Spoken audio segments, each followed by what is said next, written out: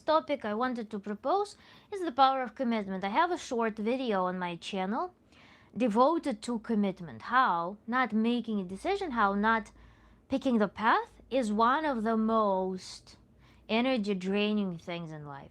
And I observe it so much in my head, in my own life, and in life of my clients, in life of many people around me, how inability or indecisiveness in picking the path, trying to sit on two chairs simultaneously, not claiming something of yours, can be incredibly energy draining and can be a source of a lot of anxiety, can be a source of a lot of struggle in life. So that's the topic today. Hello, Kiva. Hello, dear Kiva. How are you? Sound. Hope all is well. Yes, I am in the process of preparing for the trip, and great sound. And I'm still waiting for the documents for my dog, and I'm a little bit uncomfortable with that. So that's something that's going on in the background, because the trip is very soon, and there is no information. I don't know why the service takes eternity to freaking put a stamp and signature on the piece of paper with just a few entries. I don't know why it's happening this way. So today started kind of preparing for packing, and my schedule is a little bit hectic, but I'm still trying to do the streams. I'm not trying. I enjoy having some stability in these days, some routine going on. Actually show up and do it. Where my board? Typical Zoe. Typical Zoe. I'm sorry today without board, I think. Or maybe we should pull it up. Let's pull it up. I don't know. Again, it's a little bit chaotic right now, right in front of me because of all the packing. Thank you, Kiva. So it's a little bit chaotic around here, and I didn't feel like putting the board up, to be honest. But maybe we should. Should we? Because people will be joining, and it's good to have something going on. It just was, this is the moment when Weston, hi, doing well, thank you. This is the moment in the day when it's suddenly kind of a little bit tidier in the room after all of this chaos. And so yeah, let's put the whiteboard, I guess. Let's do it well. We're doing it. We're committing to it. And today, commitment is our topic today. Weston, thank you so much. I'll be right back. Whoops. You see, these pens have gone through so much life. I wore them for 3 years every day, and they're actually officially falling apart. It's the first garment that I made that reached that stage. Doing a survey. Okay. Commitment and doing well. Okay.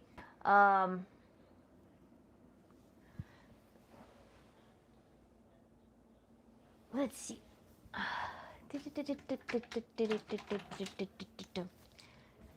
There's something cool about doing the thing the right way, Even in the middle of everything that's going on.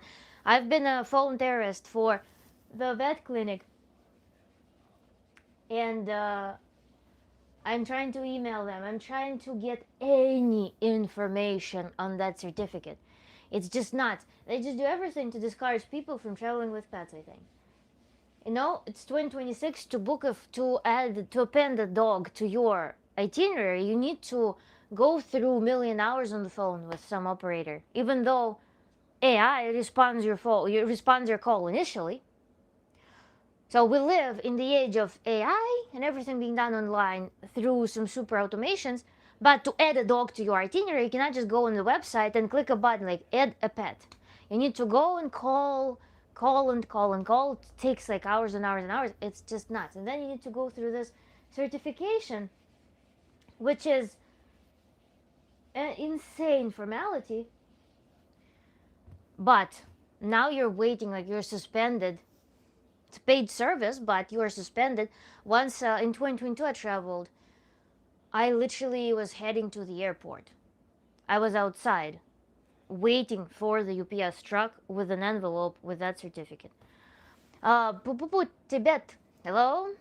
I actually meant to read your comment and respond to it. You wrote me like this long passage. Question, Kiva, yes, what's the topic? The power of commitment today. We're talking about the power of commitment. The power of commitment. And we'll talk about it first, but I also have some topics in mind, such as male loneliness epidemic, of course, the power of commitment. I think commitment. Is it correct? Is it with 2M or not? I think we are, my channel matured for the topic of male loneliness epidemic. We should do it soon. So the power of commitment. Oh. Reformoflife.com, email info@reformoflife for any inquiries and such. What are you teaching? I'm Tantra coach, Tantra therapist. So, thank you, Kila. So we're working on commitment. I have a short video on my channel talking about the importance of making a commitment. For example, you've decided that you're going to do something, but in your head you have an idea that I can just do it in some elective fashion. I'm not going to do it in a strict fashion, perhaps. I kind of identify with this path. I kind of feel like I should be doing this. But whenever any difficulty arises, whenever you feel any resistance on this path, you're like, no, I'll just use my plan B. And as a result, you're always in this limbo state between two things. You're like sitting on two chairs. There will be chair number one. Let's draw it.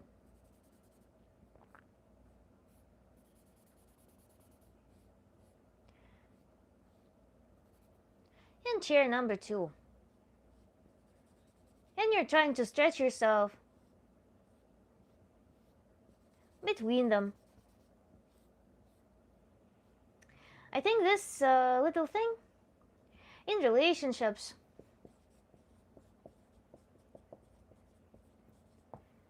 work, path, etc. is one of the biggest energy drains for a lot of people. In relationships, it manifests as having kind of always feeling like you always have some backup option. Like I haven't chosen this person. But you know, I live with this person. I'm still looking. I'm still analyzing, but I'm always ready to pivot. So you never actually organize your life in a way that you relax in the topic of relationships. You choose one thing and you have all of this free energy and instant bonuses from the system that you've committed to. When it comes to your path, a good example would be my story. I'm an engineer, but I also want to pursue other things in life. Never I claimed my path in any other field. I was always thinking that somebody will validate it, somebody will allow me to do it, somebody will give me a credit of achievement, and then I will be more calm and I will actually embrace that path. Something external will happen and I will do it. But until then, I am going to be in between the two professions, in between the two things. So my focus was always like torn. I never, at the same time, was never fully committed to, okay, I, for example, will be working as an engineer, building my corporate career, and I will just settle there. Never was able to commit there. Neither I was committing to something else that would give me the best outcome. Sounds familiar, Sandra Circus? Share your story. Neither I was choosing my other path that was more authentic to me. I was like, okay, I'll wait, I'll see. Somebody will tell me, some big daddy will come and tell me that I actually can do it, that I'm actually cool, I may approach it, and so on. So I was in this state in which I was equally upset with both outcomes, trying to reap benefits of both systems, without ever giving myself permission to pursue something that I really wanted. Same with relationships. This pattern also moved on in relationships when It's always like you feel like you're never fully in. You're never fully in. And as if relationships are happening to you, life is happening to you, your work is happening to you, everything is just chosen for you, thrown at you, and you're supposed to deal with it and fully adapt, like a passive plant growing somewhere, like wherever seed landed, the plant is growing, or not growing, breaking, when the resources are not sufficient. So, this situation is the ultimate energy drain.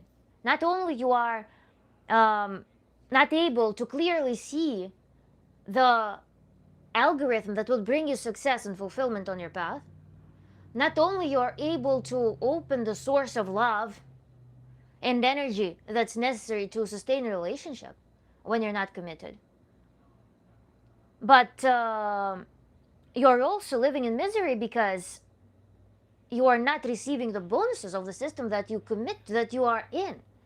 Because when we don't commit to something, when we don't create this energy bridge, when we don't create the when we don't free ourselves from solving myriads of hypothetical scenarios in our head, which happens when we don't commit. When we don't commit, we live in this hypothetical space of scenarios that hypothetically there will be myriads of partners that will be suitable. There will be myriads of things, business possibilities in my life that I will be able to embrace. And your brain is constantly solving all of those myriads of possibilities for you without any tangible outcome for that. So this situation, it devoids you of both the resources and bonuses of the system and also rids you of your energy. So with this, not making a decision, not making a choice, you are going to live in this perpetual discomfort. It is as if you, for example, have two places to stay and you're constantly traveling with your bag with like toiletries, with certain clothes, constantly forgetting things in one place, then needing to travel to another place with all this complex logistics, as opposed to being able to just choose one optimal path for yourself, choose one optimal place to stay where all of your commodities will be located and you will be peacefully living, having resources to allocate to other things in life. So this is the analogous scenario there. That's why I'm a firm advocate for being able to commit, being able to make the decision, make weighted decision, and actually gather bravery and resources to be able to make this commitment. When we live commitment forward, this is when we are going to be thinking in a totally different fashion. Instead of holding on to the ideas that there are some hypothetical partners, there are some hypothetical businesses that will bring me millions and billions and billions of dollars, so many cool opportunities. I'm on stage somewhere and then I'm doing this, but then the next morning I'm going to my job and I'm saying to myself that tomorrow, never approaching anything on my path that I want to commit to. This also becomes a form of escapism, perhaps. You're always running away from your relationships. You're never going to build intimacy there when you're not committed, when you have not decided that this is my relationship, when you haven't looked at it with a clear mind, with very sober, clear mind, announced to yourself that this is my relationship, this is my life, this is where I live, this is what I do. When you haven't announced that, when you always live in the world of some mystery and fantasy instead, which intimacy are you going to build? Which life are you going to build? Which career path are you going to build? It's just pretty impossible. It's pretty impossible to have it all. And commitment is one of the biggest gifts you can give to yourself to achieve relaxation, to achieve clarity, and to start actually taking actual steps towards what it is you want.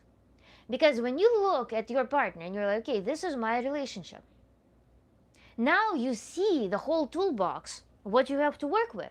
You see the resource of the system. As opposed to when you look at your partner and you're like, yeah, this is not my relationship, kind of. It's not necessarily mine. I don't feel like it's mine. There's probably someone better out there. You don't have any understanding what you're dealing with. You're not researching the system. You're not invested in the system. You're not there to go and identify how the system works, how you can construct the system, how to see the tools of the system clearly. So this is the paradox. When you live in the illusion that you have myriads of different options that you're not willing to commit to. Kivushka, thank you. Dwayne, thank you. Focus on goals and success. It all takes time, many years. Sometimes if you don't commit, you lose. Yeah, always keeping other options open, even if it has a toll on the main thing. Yeah, it's when you have other options open, the options, it's like, again, the participation award. It becomes a participation award that you take this partial responsibility for something that doesn't exist, something that you cannot lose. Effectively, you cannot lose all those things because you never possessed them. So you take this partial responsibility. It is the same as the savior complex. When you are, for example, engaging in helping or maintaining some existence of some dysfunctional system, of some person who handles dysfunctional system, you are not helping them fully because helping is never the goal. You create a situation in which you receive some instant gratification of being a good person. You receive some social validation. And at the same time, you're not responsible for anything because it's their life. You can always say that it's their life, it's their choice.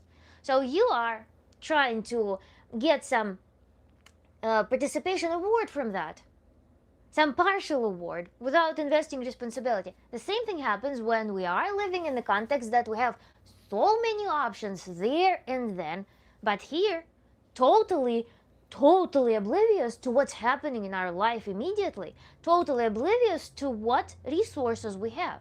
Same as with envy. Envy works the same way. Envy is when we're shown the hypothetical options that we may have. You look at someone online, you look at someone in your proximity, and you look at them, you're like, they have so much, they have so many things. In that moment, your focus is there and then, you are not seeing your own life. And this is how this lack of commitment, when you are capable of taking responsibility for what you have or what you want to enable. How was I constructing the sentence? I forgot. So this phenomenon works in the same exact way. You just, through envy, you see this lack of commitment. They share this similar core as you being unable to regard the toolbox that you do possess, unable to see and connect with things that exist in your life right now. So all of these things tantrically are related to in Tantra, actually, yeah, it would be a perfect case to resolve and illustrate how you turn away from your senses, turn away from your body, turn away from your scope of tools, and then develop deepest anxiety and perhaps depression and disappointment about life because your mind is always there and then. And this is what not taking commitment does. And this, sometimes people go in the extremes. For example, living with two families, like a person will have two families. They'll live with two women concurrently. One woman doesn't know about the existence of the other, maybe suspects. And the person is kind of feeling deficit here, Together, it all turns into this super anxious being that drains a lot of resources. In reality, no intimacy is built anywhere. But the illusion of option and also the creation of this insatiable system, insatiable desire is built. Remember, we had a case study recently. Someone messaged that no, they have access to a lot of women. They date a lot of women, but nothing satisfies them. This is this thing where you have seemingly so many options, but in reality, you are not actually connected with those options. You're not fully sitting on this chair. You cannot feel comfortable. You don't understand why the chair exists because you're trying to sit in some super crooked way on this chair. Let's draw. How would it be?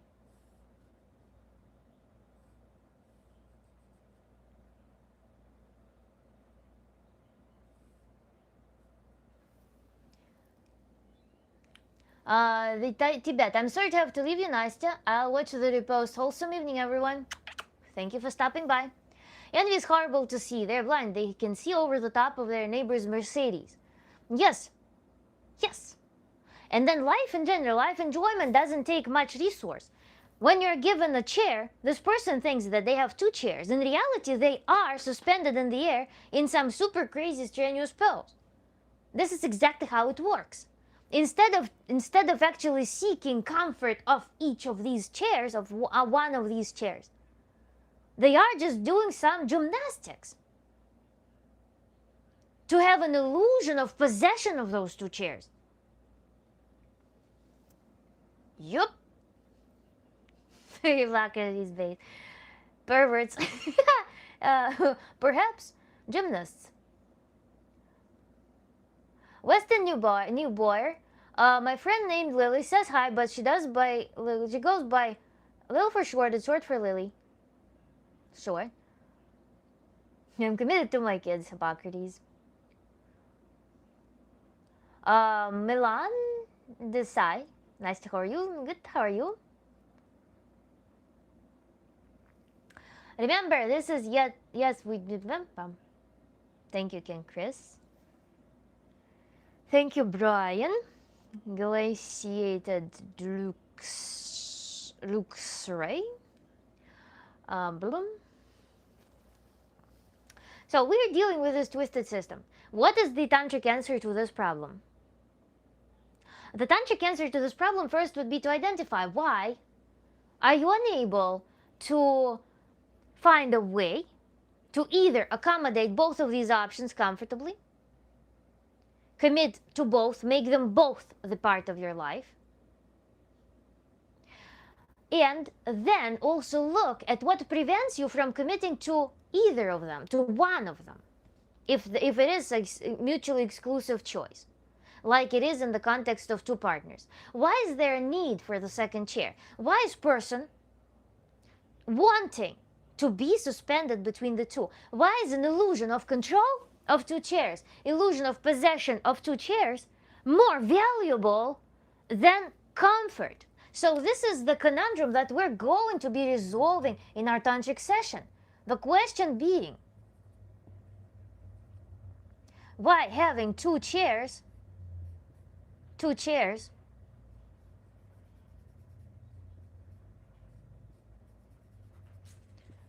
is more valuable than comfort.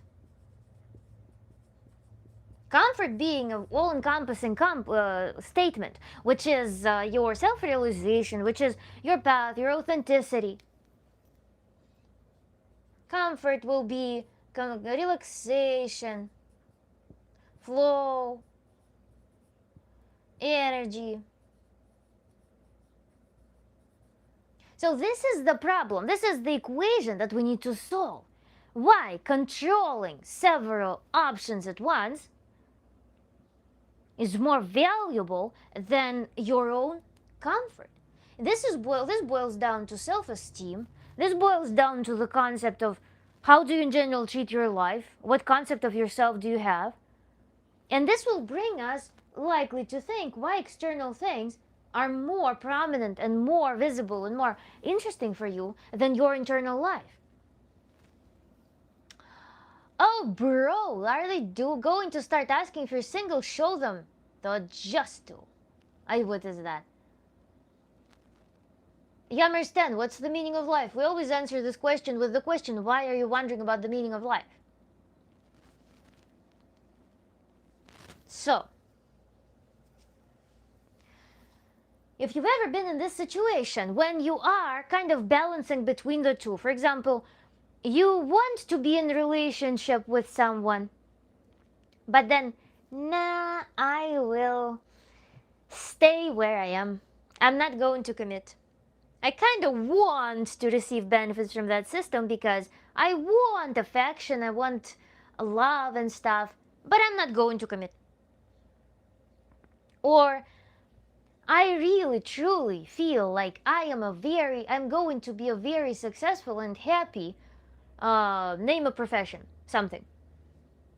I really get fired up. I really feel so energized with the idea of me doing something that I truly love. But I'm not probably going to go against the social opinion. Perhaps I'll just work another month, maybe another 2 months, maybe another year, maybe another decade where I am, and I'm not going to take that step. That would be so beautiful and wonderful, and I will actually get a good idea of how it works. But why? Have you ever been in this situation? So, if you have, share, please. Because even if we look into some smaller things in life, something that's not so destiny defining, perhaps, we'll find those decisions that are not made. We'll find the choices that are still pending. And those become the energy leaks. Those becomes the source of anxiety. They become the source of frustration. If you're not moving in with the partner that you like, even though you want to, but there is some barrier, you are kind of feeling this counter-dependence, feel some insecurity in that realm. You're building mutual frustration, you're effectively destroying the relationship, and you're creating a precedent for not needing to make that choice ultimately. Because you will train yourself that it's too stressful to make those choices, because you train yourself to live in frustration instead of committing. And through that, you will create a persona that, for example, just avoids relationships altogether. Or with the work, every day if you sabotage yourself, if you don't allow any space or decisiveness to actually claim the path that you want to walk, even if it doesn't have to require you to switch your careers altogether right at once. It may be that you just create a domain and time in your day where you will be devoted to doing something that you love. If you commit to it, when you're willing to show that, okay, this is now part of me, this is now part of my life. If you're not doing that, you'll be watching how your self-esteem just goes downhill because all you're training your brain is that everything you love is not worthy of an action. So everything where your body produces most energy does not result in action. You're just killing that thing. And thus, you're building a persona that's incapable of enjoying their life and building an enjoyable life. Self-esteem tanks. So this is the danger of this approach when we're trying to kind of balance between different systems without committing to something that we want. Let me see the chat.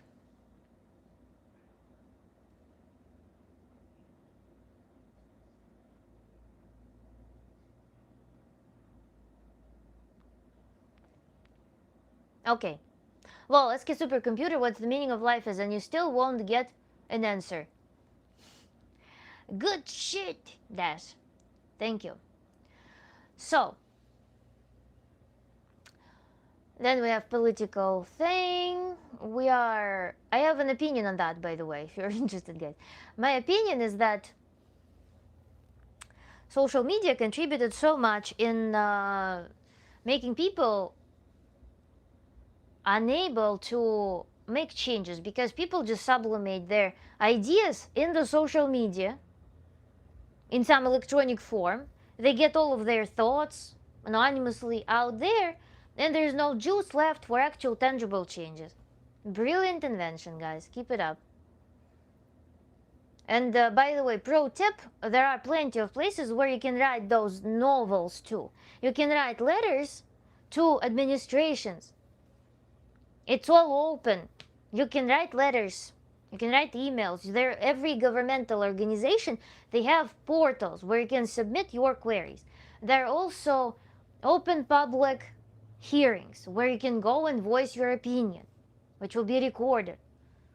Social media is not the place for this propaganda. It's pointless. It is pointless to do this. It's not the place where you should be voicing your concerns as a citizen. As a citizen, there are portals for citizens to express their opinions. Write petitions. Do something with actual legal weight if you want any changes. You don't have to go to me, to Raw Form of Life Tantra Coach, and do this political agitation. It's not the proper place. It's pointless.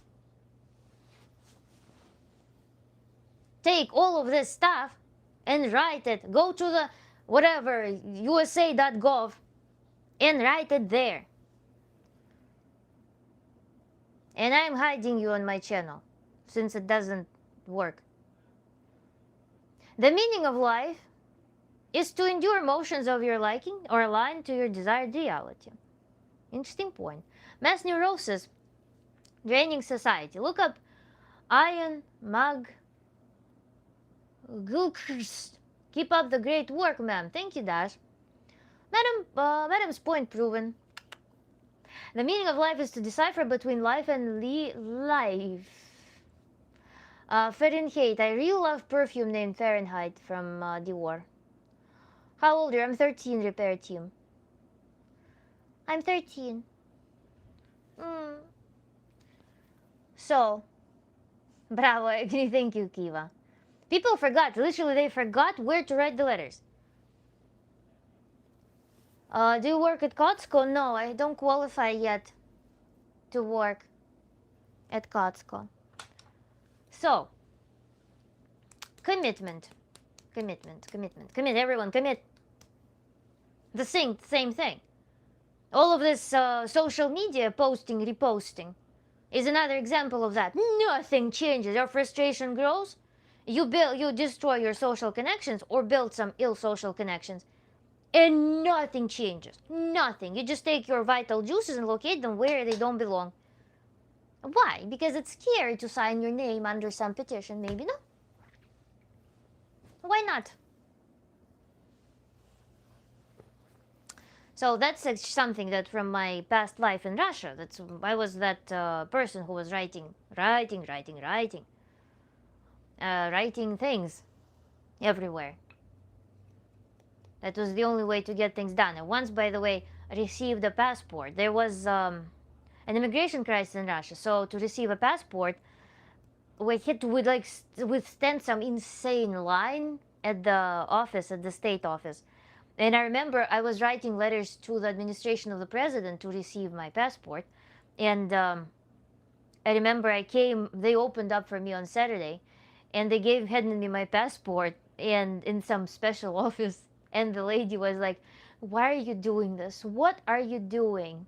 You know we're working hard." I'm like, I'm doing what I ought to do to receive my law-provided rights. You can do the same, I said. She started nagging about that their salary is too low. I'm like, who among you wrote a letter to administration? I'm not the one who's responsible for your salary. Who in your office wrote a letter to administration that your salary needs to be increased? Who? You're only nagging to people. All together, gather, everyone, write a freaking petition and submit it. That your work doesn't equate to, the value you provide does not equate to the value that you're being reimbursed for. No! Let's just sit and nag. Let's go bring it on social media. Yeah, let's do it. Nuts. Jerking off daily drains for commitment to find a wife. Daily social media drains our commitment to change life. Amazing message. Very, very interesting tie very interesting connection that you built. Does pineapple belong on pizza? No. Mushroom Island. Pineapple belongs on your hair. Please buy my product by Pacifica hair conditioner that's pinned here in the corner somewhere. Fantastic hair conditioner for fantastically wavy hair. Doesn't stick, doesn't make your hair coated or oily. It makes your hair just shiny and very beautiful. The formula feels like it's pretty watery. I receive 16% commission from every purchase that you make through my affiliate link here. Hi there, Shining Star. Greetings from the Netherlands. You look like a natural queen. The best Ment Records. Ooh, fantastic. Thank you for your compliment. And just was thinking about one person from Netherlands that I worked with today. What a coincidence. Synchronicity. That's right, madam. Ba-boom. Actually, pineapple pizza is really delicious with ham or prosciutto. Wait, did she say she's 13? Oh, yes, I did. Hee hee hee. Pacifica pineapple is worth buying. Yes, my subscribers already know. They're already trying Pacifica conditioner. I'm already almost exhausted one tube of it. So today is a very fiery stream. Let me open the window because it's actually pretty hot. The way you talk is just mesmerizing. That vocabulary makes me say yes, ma'am, instantly. Ooh, thank you. Let me open the window real quick and I'll be back. Think about your questions, think about your comments, concerns. Hey, whoop.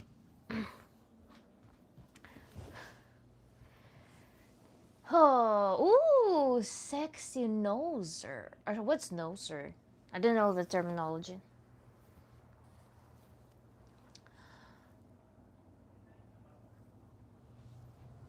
Yeah, actually, an ability to commit to anything. Inability is equates to inability to take responsibility. And again, in Tantra, work in it not in a way that I am going to scold you, like I did for political propaganda on my channel. But there is oftentimes there is a underlying reason for why a person refuses to commit. Why all of a sudden, if in this scenario, why a person refuses their senses to sit comfortably on one chair, to take a seat. What is that about? It signifies some dysfunction. And again, remember a formula. We want to control two chairs instead of pursuing our own personal comfort. This is the summary, chat, by the way. This is the summary of our introduction about commitment. Are you on OnlyFams? Let's call it OnlyFams by any chance. I'm on OnlyFams. I'm on my OnlyFamily's account, showing my gardening achievements to my loved ones. So I'm on OnlyFams. Okay. I think he likes your nose, like everybody else. Okay. You can thank my dad for it. So, yes, Chad. How are you, by the way, Chad?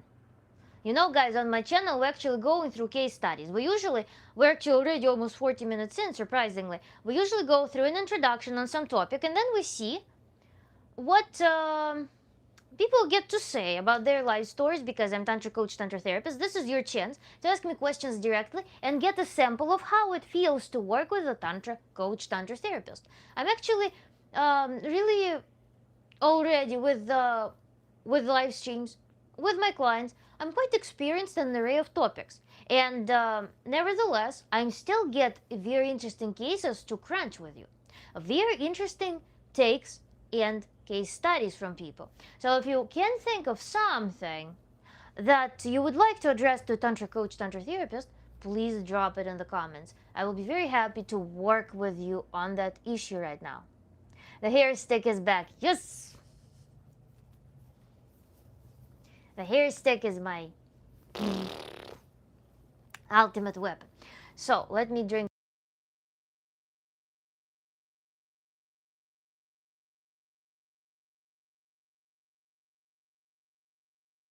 In today's live stream, we also, by the way, also another thing, we're also summoning the USDA to send me the certificate for my dog. Move your big head out of the way. Can't we see the chalkboard? You will not see the chalkboard anyway. But this is it. This is the power of commitment. This is the situation that people put themselves in. Relationships, work, path, etc.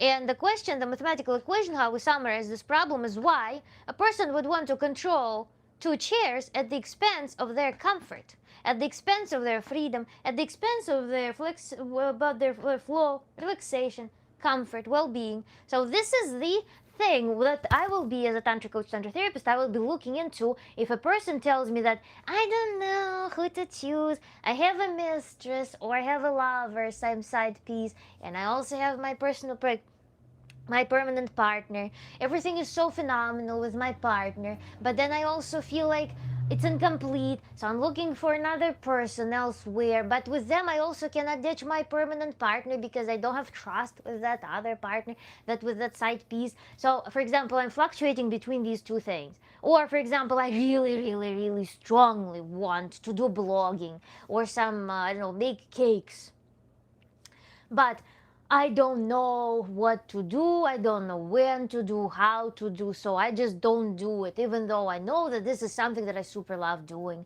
So with that in mind, one person again lives with this thing, inability to commit, inability to actually take responsibility for this path, dig into it, look at the resources that exist in the system, the person just sabotages themselves. They sabotage their relationships, they sabotage their job, and so on.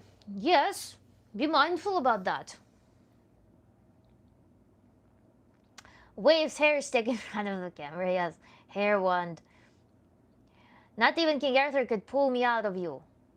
What about King Arthur? I know that flower, there's King Arthur flower, I think. No disrespect, but Rob unhappy, Rob unhappy. Is it somehow related, the condition that you're describing, is it somehow related to the handle or your nickname? Good Sir Fry, hello, welcome back. Question, in what way can commitment be bad? Commitment can be bad in a way when you are committed to the destructive system. There is a thing when a person feels committed for whatever reason. They feel committed to a destructive system when they know that the system hurts them, when they know that the system runs in circles, runs in cyclical fashion, when they already observe that the system will never heal itself, but they feel deeply committed to that system. And they keep giving the system energy to propel this energy further, or to propel the system further. For example, people in the relationship with an addict. People in a relationship with an addict will be doing everything to they will be giving enough energy to the system, to this bond with an alcoholic, just enough of this energy to keep the system going, such that alcoholic keeps drinking, but the system doesn't fall apart. So they don't allow this alcoholic to reach the rock bottom on their own. So they keep the system going, near approaching the rock bottom. And they're never going to withdraw from that. They feel super committed to that. And this is an ill form of commitment. Thank you for bringing it up. Oh yeah, which system? Which system? As just described. So do what you love. Exactly. Do what you love, even if you do it partially. Even if it's a part of your day. How many people do we know that don't do what they love at all? And then they're saying, oh, I'm depressed, PPP. Of course you're depressed because you're not doing anything that you love. You're only doing the chores, effectively. You're only doing things that promote some basic life maintenance. But you're never connected with the source of what gives you the infinite energy and infinite satisfaction to actually experience life to the fullest. So yeah, that's the epidemic of depression. I just worked the graveyard shift, so I'm tired all day. That sucks. Thank you, Kiva. Facts. Thank you. Thank you, Kiva. Where I'm from, there are some things you don't type to a 13-year-old girl. Yeah, thank you. Respect my inner child. Respect my inner child, Josephita Ita. Always glad to be here. Still me. Hi, back. You're back. What's the topic today? The power of commitment. Yes, guys, when you're writing, assume that I'm with your respect my inner child. My inner child is about 13 years old. So, why are you asking? I mean, it's so bizarre. Like, I just do these live streams and be like, what's your age? What's your age? And then there's some, this like very, it's so funny to trigger these questions about teenage situation, really. It's really, really fascinating to me to watch. how it suddenly triggers a lot of things. The power of commitment to what? The power of commitment to a lot of crucial things. Relationships, work, path, and other things. Even place to live. It might be so draining when person cannot choose. For example, they live in this compromise thinking that they need to be in two places simultaneously somehow for an extended period of time, as opposed to just picking something and going with that, making that decision finally. Decisions unmade in general is where this lack of commitment, where this drain begins. When we are not connecting with one of the choices to see them fully and clearly. Yes, Kiva, it's age, trends. I don't know why I'm so fired up. I love channels like this. This is like mental exercise channel. Ezra Brooks, you are totally right. Thank you. I'm so sorry men are scared and intimidated by intelligent women. Good sir Fry. Different men, different women. It's all a spectrum.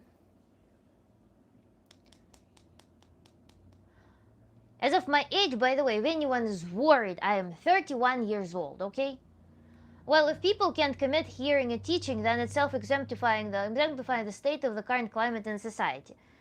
Yeah, it is. No, well, yeah, actually, it's also another thing. How much we are on the phone. It's a great daily, like, mundane example. When we're on the phone, partially here, like, engaging in the conversation, partially engaging in the phone, as a result, degradation and drop off in the quality of relationships, drop off on the scale of actually hearing each other, analyzing what's being said, processing information that other people say. That's another great example. I'm confused. What nationality are you? Whew. You link commitment to comfort, but doesn't abandoning our backup plans usually trigger massive anxiety first? How do we survive that initial drop?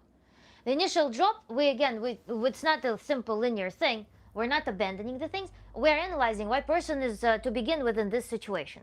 So this comfort of having made a choice, comfort and energy, surplus of energy of having made a choice. We need to analyze why this situation occurs to begin with, because this is a situation of heightened anxiety as well. So this drop off, we need to first uproot the problem that led to this situation in order for this person to be able to make the choice and start pursuing comfort, start making choices.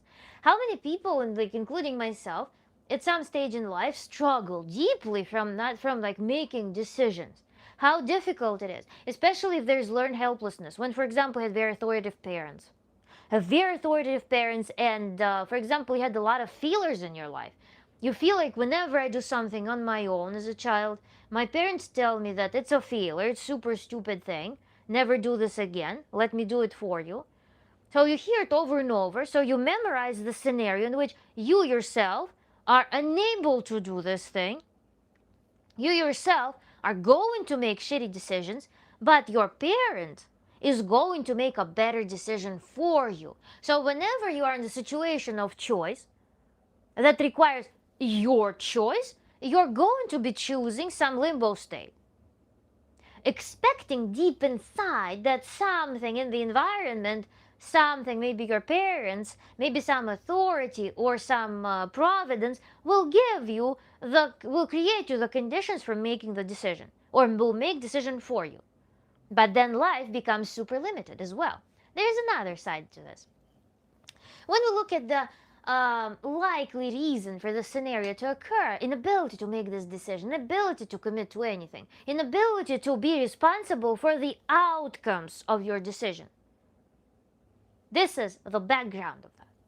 When we live in this situation, we also develop an illusion that these are the only choices that we have, that life is very, very limited. So this is another side of this. If you find behaviors of inability to make decisions, inability to commit, then it likely will be associated with you looking at life very narrowly, like very, very narrowly. Instead of shopping in life in a broad spectrum regarding a lot of things all at once. And this is where tantric way comes into play again. When we know in Tantra we're walking out from a narrow tunnel of tension, pressure, needing to hold on to something for security, controlling things. We're walking out to the place in which we are grounded, in which we have many points of support, in which we have calm mind and good stress resilience, or good ability to handle stress, get out of stress, to retain clarity of mind. When we are connected with our body, when we're connected with our emotions and intuition, when we are listening to ourselves, when we're in full alignment on all levels, this is when we can make beautiful decisions without being in conflict with some part of ourselves. So this is another facet of this issue of commitment. Yes, power of commitment. It will be very easy to tell a person, just choose one thing. In reality, the problem is much more deep. The problem is much deeper, and the work is much deeper. So if you're the one with an example of where you cannot make a choice, when you cannot commit, when you cannot take responsibility for something in life, take responsibility for something in life, claim your path, feel free to share. Aren't we born free? Commitments tie you up. Tie you up to what? If you perceive it this way, this is the problem. If you feel like something ties you up, this is the problem. This is some mismanagement. We need to look into that. If you have an example, please share. And when I say happy to see you, Malik, happy to see you too. Thank you for joining. Unanswerable question. What's up with that? Okay, so we're hiding this toilet obsessor. And do you know about the life path numbers? Nope, Adam. I don't. Thank you, Zabulu. Confused, nationality. I can listen to you talking all day, Jose said. Thank you. Keeping up so far, Kiva.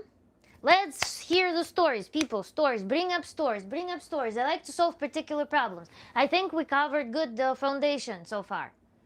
Let's talk about commitment stories.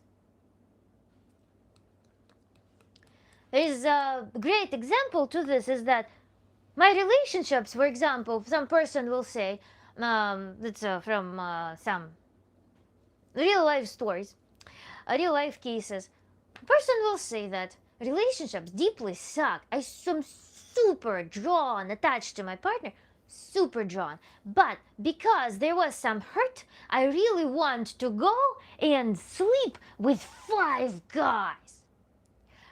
But when you tell the person, just leave your boyfriend and find a more appropriate person to be in relationship with, the person that she will say that, no, I cannot give up on him. No, never, never, never. So the person is not able to neither do something, manage something in the relationship, nor they're willing to commit to quitting the relationship, and instead they just want to live in the illusion, both in the relationship, that relationship will somehow magically fix themselves because they don't want to commit and take responsibility for them. Neither they will take responsibility for going and, for example, entertaining the affairs with 5 guys because it's risky. Of course it's risky. So the risk management tells the person that I'm not going to commit to that. So in either case, there is this thing where nothing is executed and frustration grows. That's the danger. What do you think about marriage? Do you think people in today's world are committed? I feel marriage now is more about interest. You mean which interest? About marriage, I mean, I don't know. It's a turning relationship in some institutionalized plane. It's a connection of relationships with the system. Has nothing to do with relationships themselves, I don't think. It's a commodity. It's a commodity that allows to connect your entity with social system. Social system being like addressing such needs of humans, different needs of humans arising throughout life. So that's how I regard it. I tend to separate marriage and relationships. at the core of what relationships constitute in the purest fashion. But marriage can be, I guess, a thing of value specifically to connect the relationship unit, man and woman, or anything in between, to the system, to the existing institutions. When it becomes a something that is like becomes a deal breaker, I tend to be cautious about it. Because why? Because when for example, marriage becomes a thing that, marry me or I will be morbidly upset at you. When this becomes a thing, this is usually an attempt to have two people and put an institution between them, such that there is some surveillance going on. Why do you need surveillance in your relationships? Why do you need more authority over your relationships, over your choices than you are? And that can indicate a lot of the things from perceived inferiority, perhaps, inability to stand up for your boundaries on your own, such that you need to arm yourself with institution on your behalf. So it's kind of you know how there are conflicts that may be successfully resolved through diplomacy, or there are conflicts that require non-conservative, militant efforts. This is kind of that. When two people are unable to find common ground, and when two people are not able to build a relationship such that all institutional things become secondary, they need to base their bond on the obligation to institution. This is weird. I don't know. How do we survive the transition though? What did you actually do to handle the immediate panic when you cut your own safety net? Would love a real life story. What safety net? There's which safety net exists in the modern world. You can invest anything in anything and anything may crash. The world showed us that it's highly unpredictable. So the only asset, the only valuable asset right now that you may have is okay understanding of how the say financial system works on your own, and also your skills and your ability to pivot in life. That's what will give you the most success rate in life. Knowing the system's resources, what you can get, what you're entitled to through the system, but it's a backup usually because systems can change and you can not have the access to the same commodities anymore. Financial literacy and ability to pivot, ability to always develop, and also mental wellness, and that through creatorship, the peak of mental wellness, the source of mental wellness. This leads to your natural pursuit of caring for yourself. These things are foundational. It's not, you cannot rely on almost anything in the world anymore. You can rely on nature, perhaps, like learn to hunt and build some simple shelter. Maybe that would be a valuable thing, like for the absolute emergency situation. But otherwise, the world is just changing. This is the most permanent thing about the world, that it's always evolving. My wife and I both say marriages is just for public and property. Was not bonding to life partners and to be life partners and treat each other as such is true love. Has now bonding to life partners? Yes. I don't have much to say about this, so I'm just listening. Interesting hearing others work through problems I might not think about a lot. Could help me later on even. Yes, Chad. For sure. Thank you. I want to feed you grapes while you talk about life.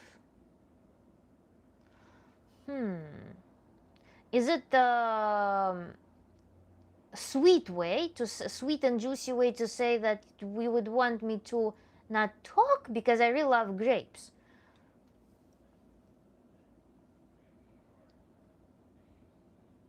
What?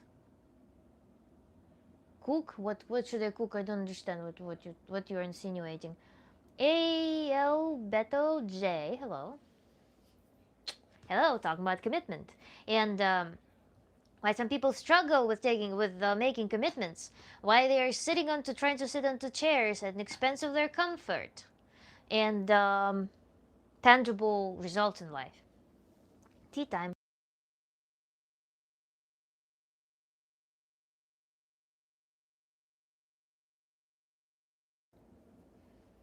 So, I want more stories, more questions. Let's brainstorm something. Marriage in general, why is marriage considered more commitment than, for example, people go into each other and do you smoke? No, I don't. Never smoked anything in my life. Only passively.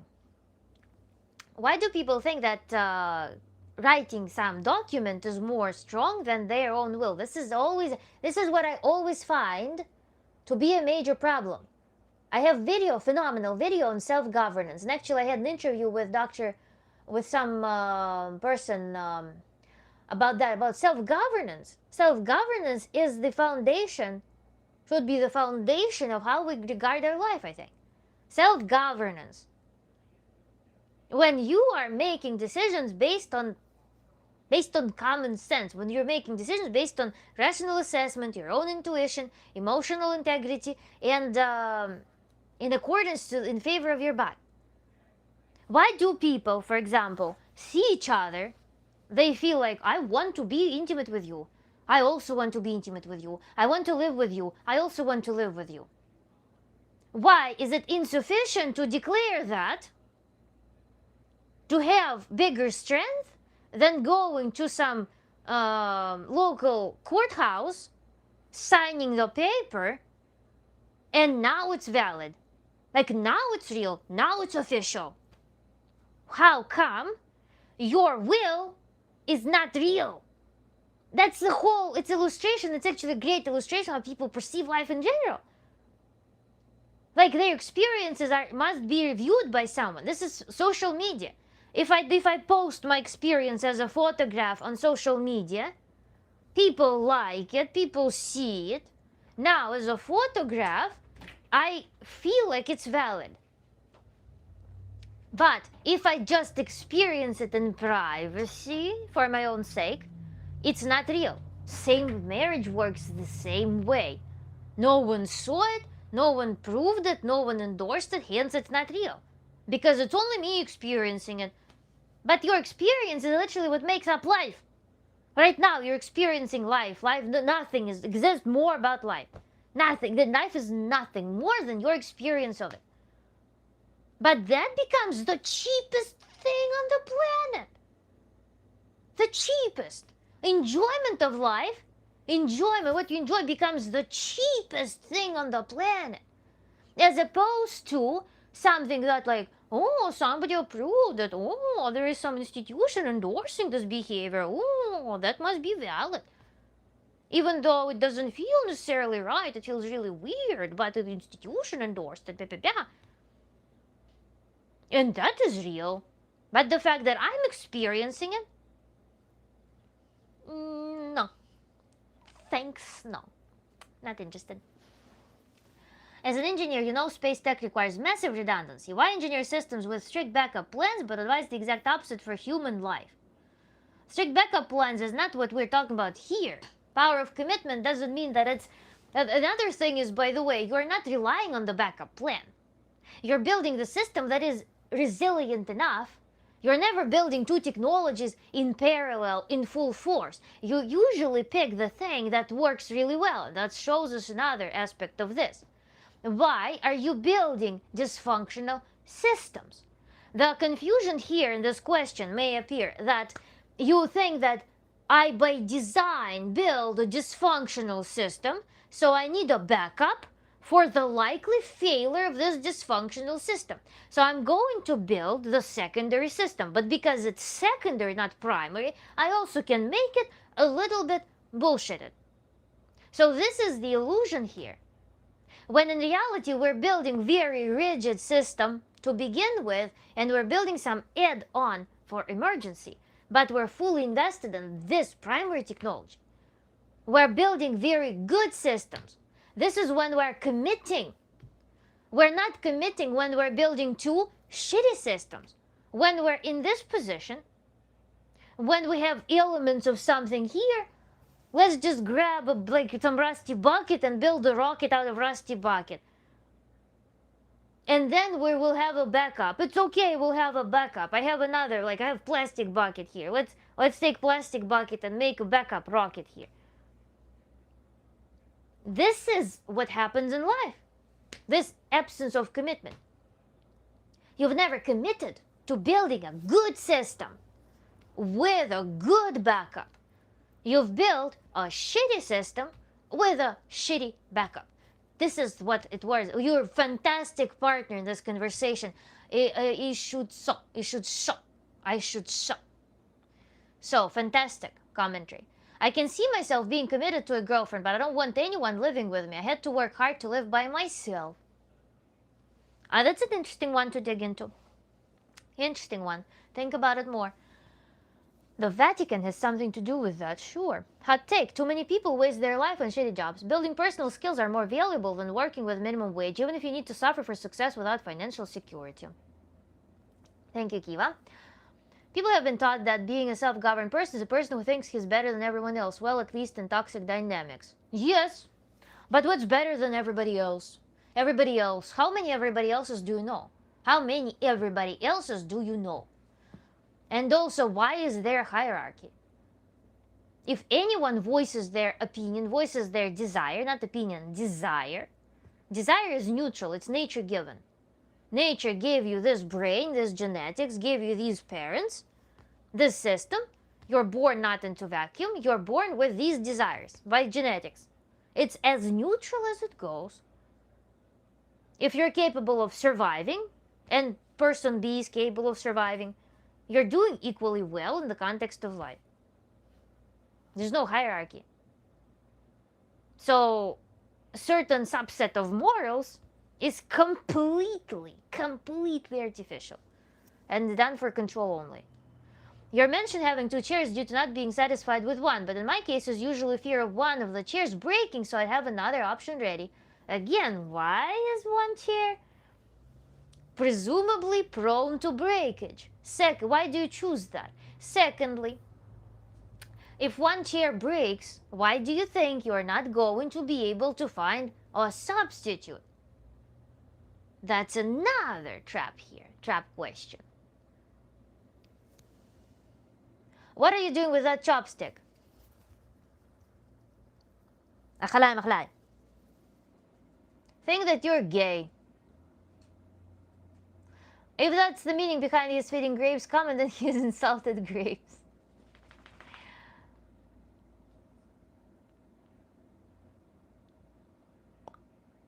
Take it back. What it? Don't put a spell on me. I only have good vibes, so my spells are magical in a good way. Embrace them, just like accept them as like beautiful golden dust of beauty and abundance. Thank you, Blade.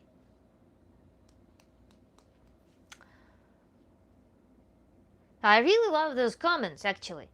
When we draw stuff, it starts becoming really clear to start breaking these issues down and analyzing things. It's the beauty of Tantra. Remember yesterday we were talking about how in Tantra, in Tantric meditation, issues that cause people to have some psychological problems, cause them to have different like life dysfunctions, behavioral dysfunctions.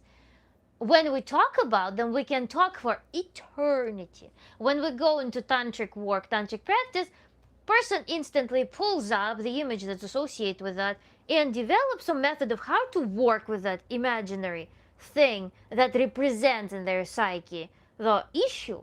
How to work with it, to remove it, to walk around it, to live without it, to outgrow it, to step over it, to dissolve it, to dissociate in it, to explore it from within, to find the exit from it, to find an entrance somewhere. It's an amazing tool. Picturing things, breaking it down into some formulations. And so many questions can be asked this way. I'm really enjoying today's stream for your guys' questions and for your challenges. It's so beautiful. So many different facets. Very interesting. What's your thoughts on strawberry milk? Poke in motion. my thoughts on strawberry milk is that I would not think about strawberry milk. I would enjoy it. I actually really love strawberry milk. I drank it as a child. But when I could not find the alternative that is chocolate milk, there was fantastic chocolate milk called Chuda in Russia. That was very thick and very silky. So you pull it through the straw. Oh my god, it was the best. And they had an alternative that the strawberry flavor. Strawberry flavor was very liquidy. It didn't have the same creamy thing. So, but sometimes I would want this flavored milk as a child, and they didn't have chocolate one, so I would go for strawberry. It was delicious. That completely reframes it. So it's about resource allocation. Don't build two fragile systems. Build one highly optimized primary system with a modular failover, the add-on. Thanks. Yes, you made this, you crystallized this idea. Fantastic observation. So, lots of questions and related stories, Kiva. Yes, very cool interactive today. Why are you asking about strawberry milk? That's what happens in real life, yes.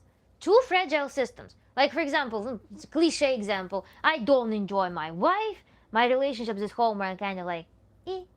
And then I enjoy my mistress, but I kind of cannot commit to my mistress. There's also something that I prefer not to notice. So it's also kind of eh.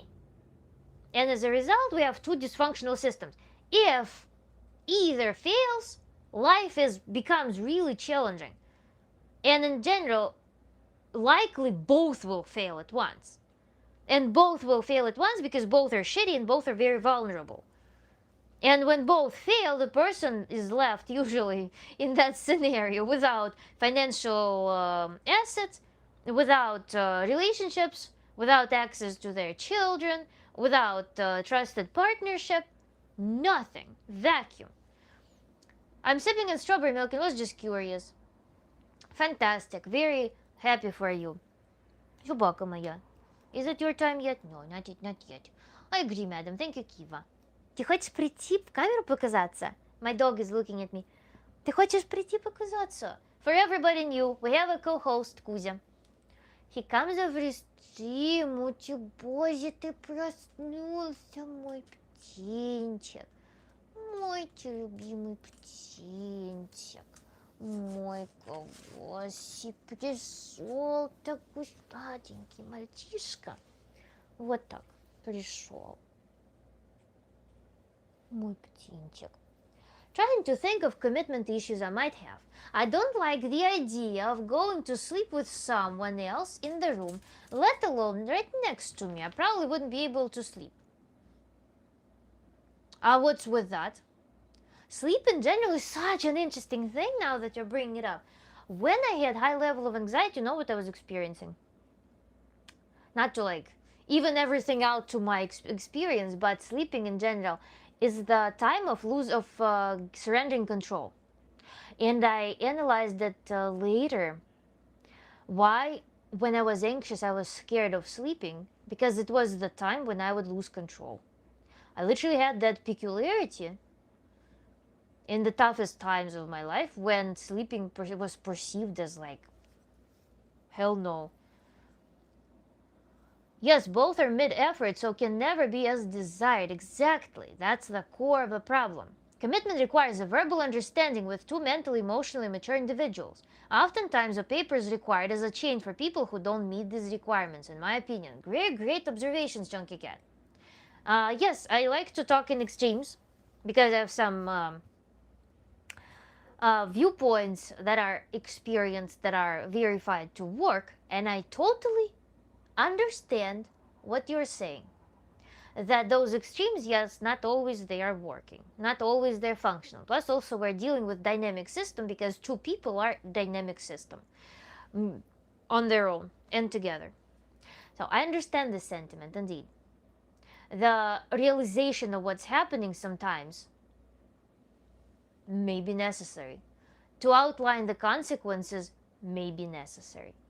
Realistically, yes, this is what may happen. The goal, the golden goal and objective would be like I voice in my ideas. And in general, the things that I voice, They are often to illustrate how it can be, how we can work towards that. So, but with real life, I totally understand that this is part of the spectrum of things. That's interesting, and something I've struggled with not sleeping in the past, when people sleeping in the same room.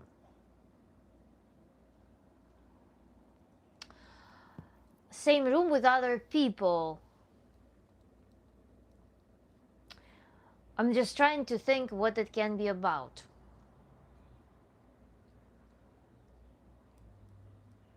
I remember when I lived in the dorm, I loved when I lived with people who were naturally healthy and on the same level of energy with me. I had fantastic roommate once. We made very good friends. I felt really comfortable sleeping with her in the same room. It was a lot of fun. We'd have like conversations before bed, and we were on the same wavelength. We were in the same energy level. When I moved and I had some sporadic roommates with different level of energy, with different type of attitude, with different mentality, it started becoming more challenging because I felt like they were more prone to be in trouble in some way. I felt like they're more prone to have something, I don't know, happening about them. I don't know, it was very bizarre. It was literally so different from person to person. But then, of course, there was element when we were hanging out, when we were partying with different friends. And that's when you don't sleep because you're too excited to sleep. So that was another facet. But yeah. So I should build at least 2 systems, and the other one is for backup if the first one fails. Sounds like a plan. Not necessarily. Not every system will. That's what I said. That if you're building 2 systems with the backup, not always you're going to predict the backup, because whenever you're learning anything, whenever you're trying to predict something, it's likely going to be predicted by the previous experience, which may not be relevant for the future experience. So it's not always relevant to invest your effort to building some backup. Why do you need a backup when you can develop a skill of building the system? When you know that you can build a system, when you memorize to yourself that you are capable of building a relevant, helpful, useful, working, functional system, you are likely to not be interested in building some backup, concurrent backup, because concurrent backup will be always limited by your current knowledge of things. But when your system, the main system, fails, the circumstances will be such that you could not have predicted them. Which means that right now, from this mindset, when you're building 2 systems, main system and the add-on system, you are building them from the same mindset and awareness. When this system comes to the point when it fails, if it fails, this you could not have predicted. That's why the system failed. So you cannot predict this here, which means you cannot build a backup system that will be resilient to this failure.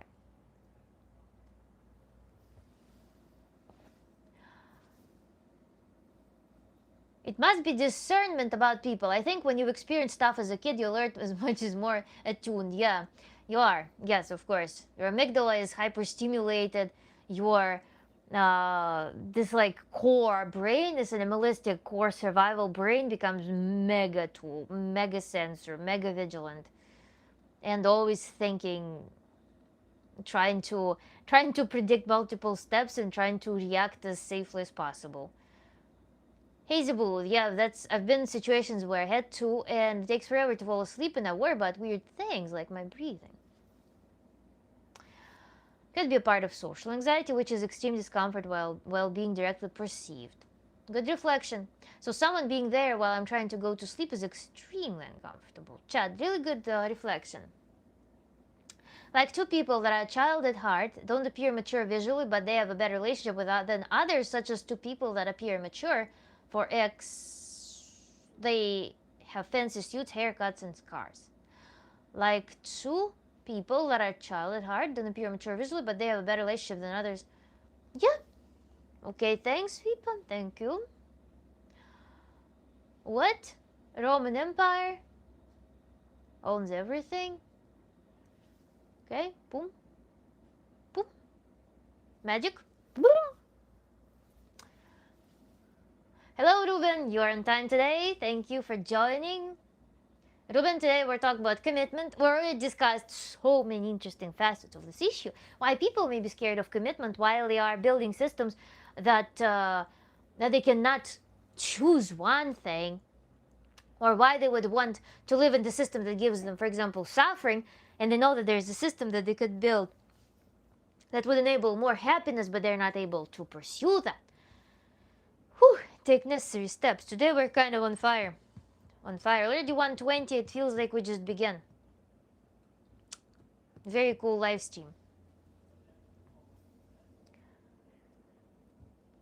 With sleeping with other people, being worried about a lot of things, again, we're talking about control. Worried about what?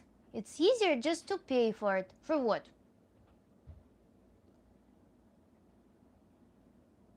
Pay for what? Jason Strauss, male loneliness epidemic. We're going to do, and we're going to do,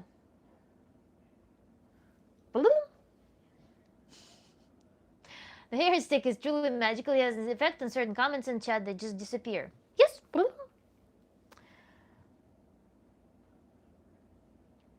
Where did I had my thought? I had the thought about Chad and sleeping with other people and commitment to relationship with other people, sleeping in the same room. I think it will be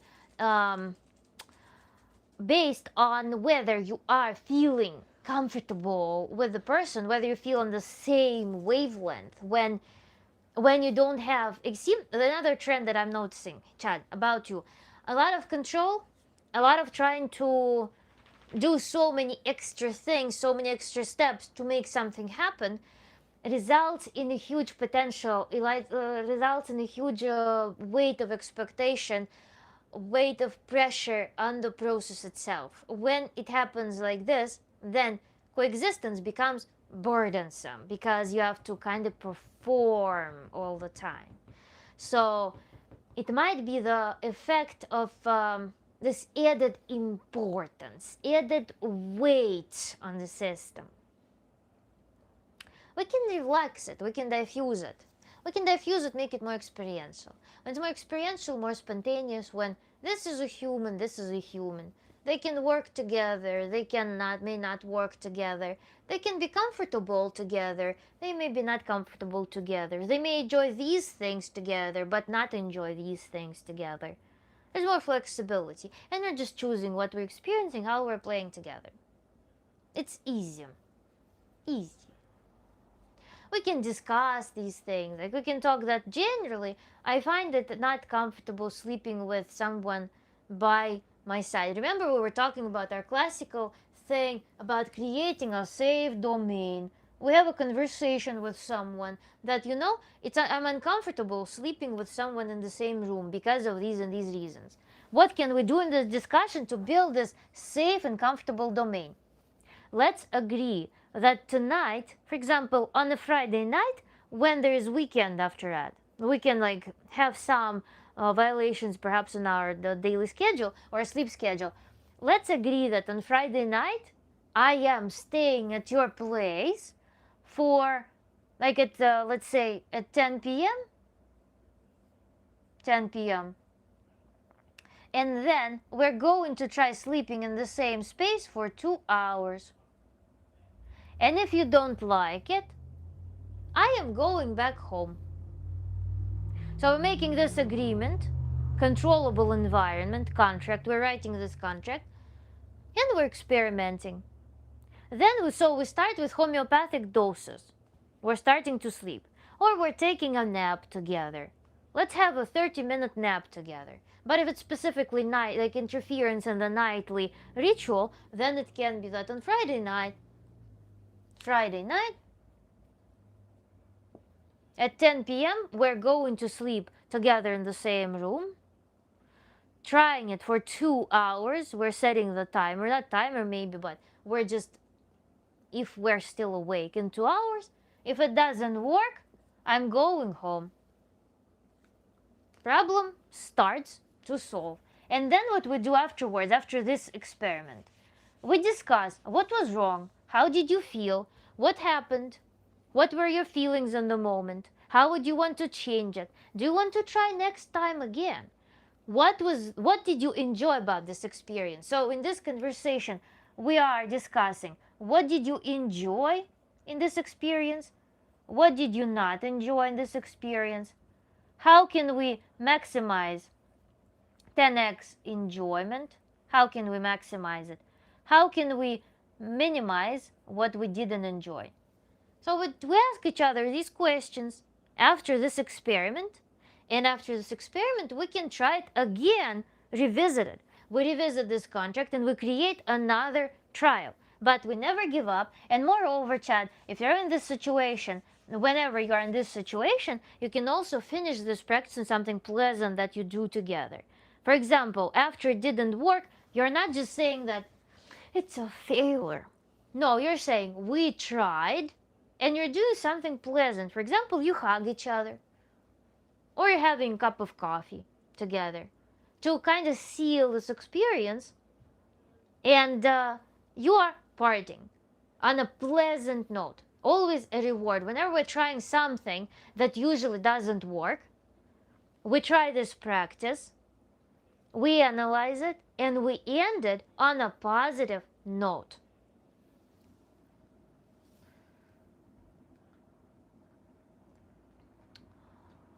You appear younger than you are because of your childlike spirit. You would make a great partner if you find an equal, which is hard because people aren't doing the inner work. Instead use a gilded mask.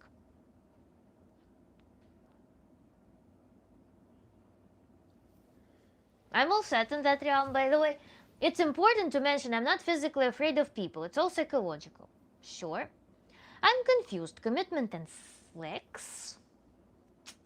Maybe even sex? I'm not mocking you, I'm just joking. That's why I love your Tantra work. It focuses on the inner self for the benefit of the outer self. Thank you, Chunky Cat. I'm very happy about it. Healthy behavior plus snake oil homeopathy meds equals profit. Yuri in orbit. We have a business plan out here, guys. You see? Lionel Rose.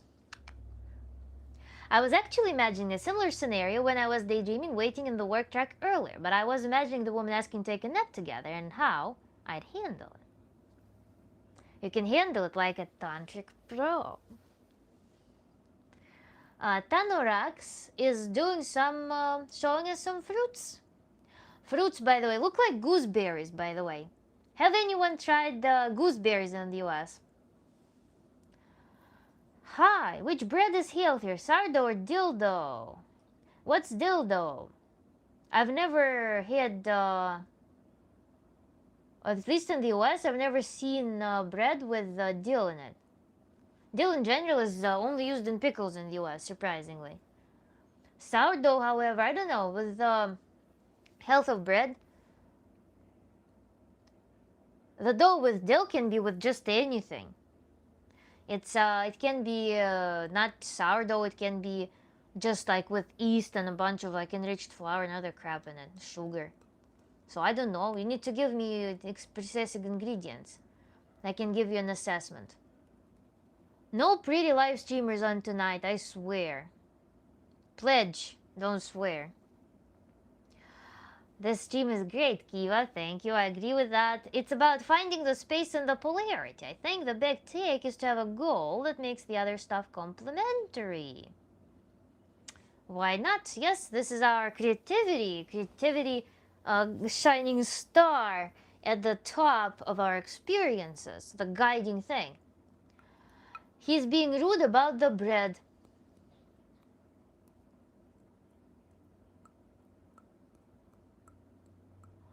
Stupidazo. What a nice handle name. Interesting.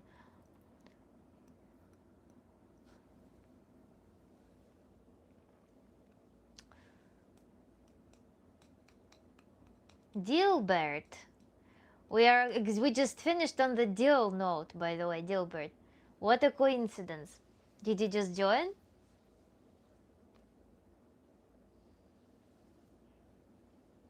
Now we need Sarbert.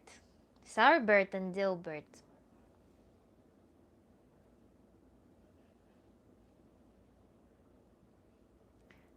Don't be rude to Brett. Meaning of life. Life is what you make it. I suggest you take it back to basics. No escape from mistakes. Force yourself to face them. Woo!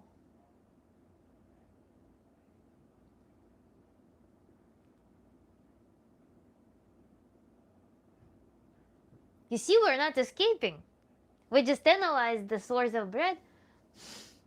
Don't keep mentioning dill. It's rude. It's a toy for adults. Dill is a herb. When will you paint more art? Tell me what to paint. I'll paint it right in front of you on the whiteboard. I'll paint more art after I settle in another country, probably, because I'm not painting these days. I just finished my sewing project, my most recent dress. I'm going to pack up. I'm going to miss my sewing machine so much, but paint a circus. It's too big. It's something small. I don't want to erase stuff.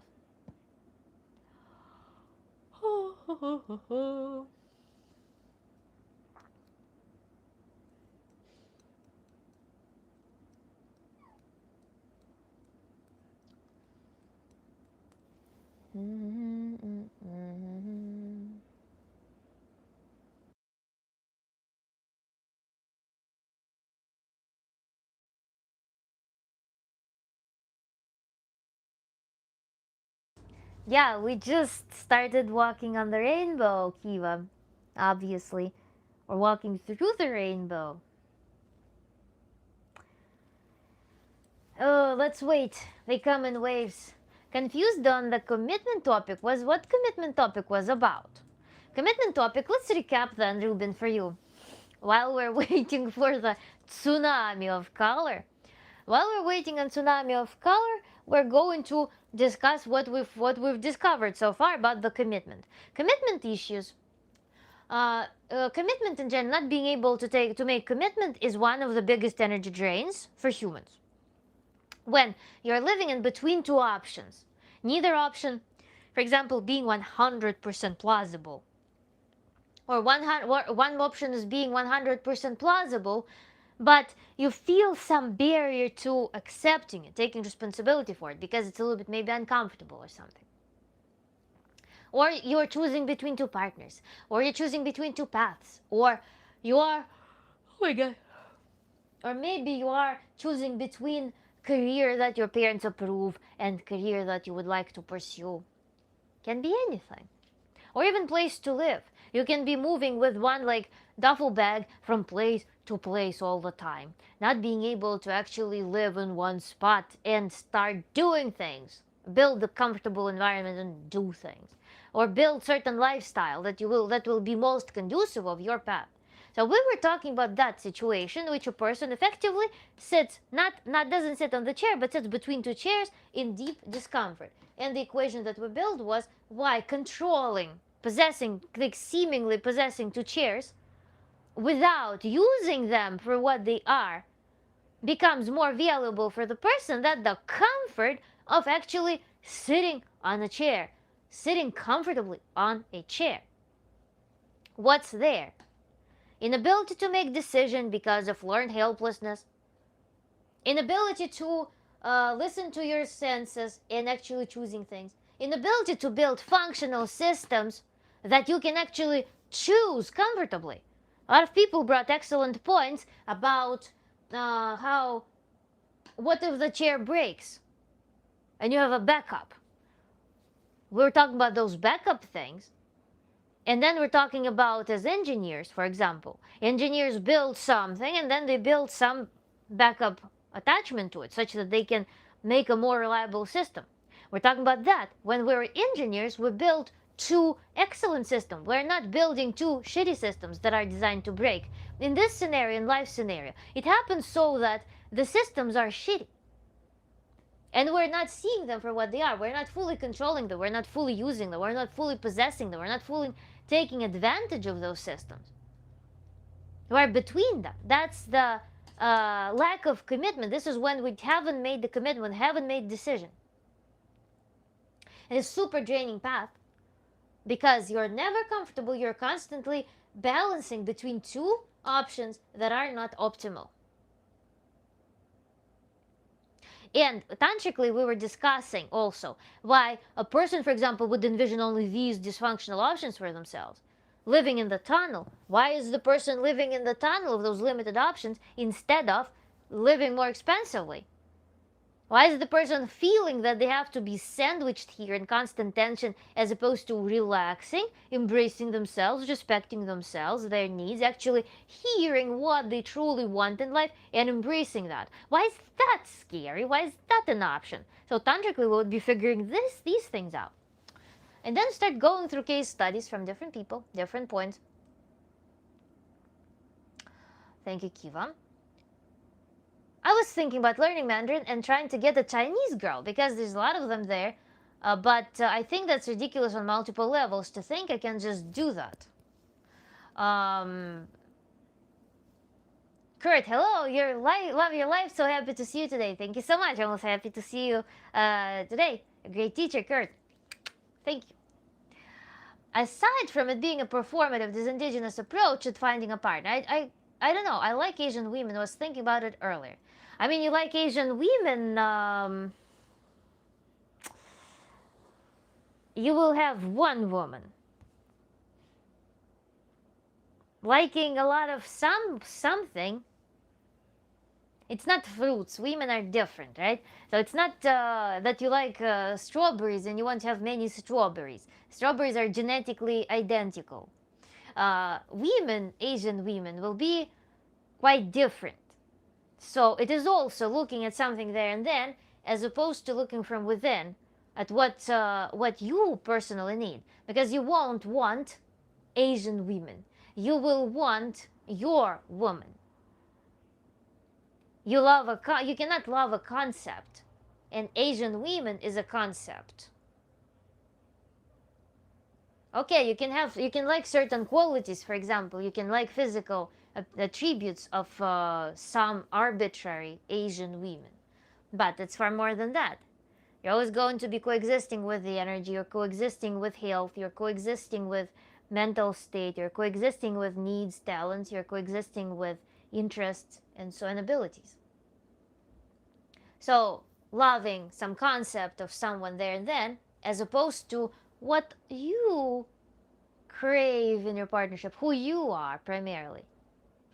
This is the distance that we need to walk back from there to here and come from this space.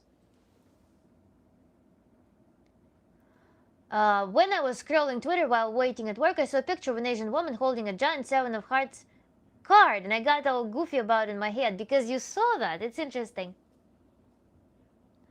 Manton. There is a scripture about not being unequally yoked, so maybe the lack of commitment is because the vetting process this person went through, the person could purposefully has done this as self. Destructive tendency.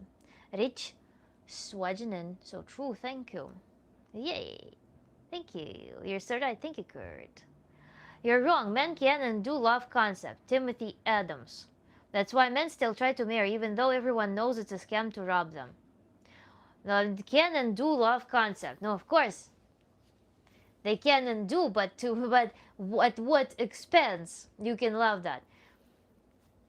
Women love, Timothy Chalamet or someone alike, whatever age group they belong to. They love a concept of Timothy Chalamet, but what outcomes does it lead to?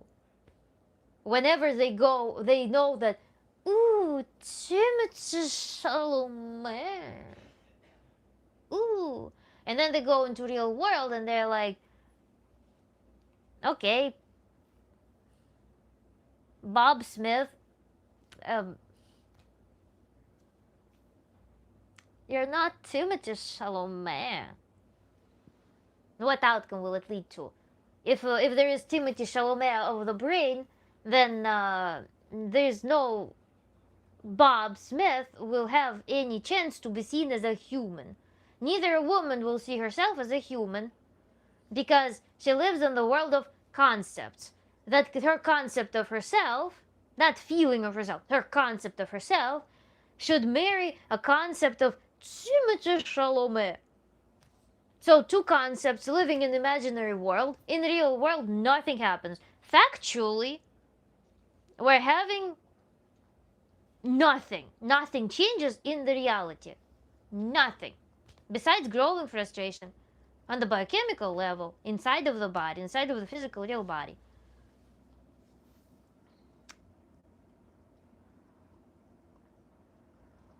I worked with Asian women. The ones I worked with, I would give bad review. So if I said they were all bad, then it's wrong idea. Yes, you can love this concept, but it would be a waste of energy to focus on yourself. Chunky Cat summarized it. Well, in population-based studies, which pair? Okay, white girl magic. M5 tunes, thank you. Who is your celebrity crush? Celebrity crush.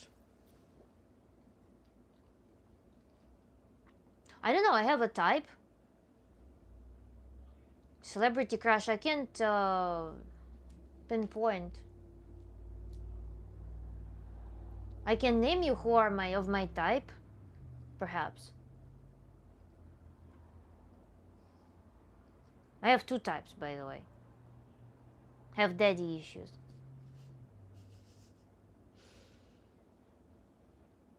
Or even, I don't know, all women in my family, they all picked very beautiful men. But they were all slightly of different theme, you know? They're more Mediterranean looking men and they're more Nordic looking men, like built Nordically. So, they have several types, let's say. But all women in my family had very beautiful men. So I don't know, in terms of celebrities, George Clooney is pretty handsome, I would say. Not crush, I don't know. Oh, John Malkovich, I also like him. John Malkovich for his, like, charisma specifically. Who else? A lot of celebrities are sad because I know that they're slaves. I don't know. It's not that a lot of them are. Oh, actually, no. I like those like piquant men, such as it's an older guy. I just saw him recently.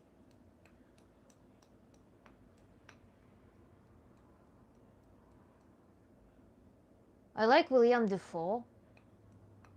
He's also so piquant. I don't know, like crazy. Sweet boys, I don't like. Sweet boys. I like Troye Sivan a lot. Troye Sivan is such a. He's so wholesome. I don't know. Troye Sivan is very handsome, and at the same time he's so mature, and you can hear it in his voice even. I don't know what about him is like he stands out from other celebrities. So I like Troye Sivan a lot as well.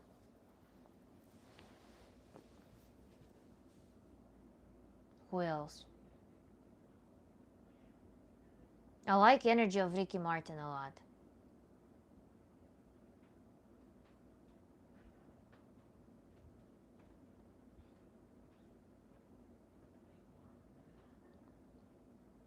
Quentin Tarantino is also a fun guy.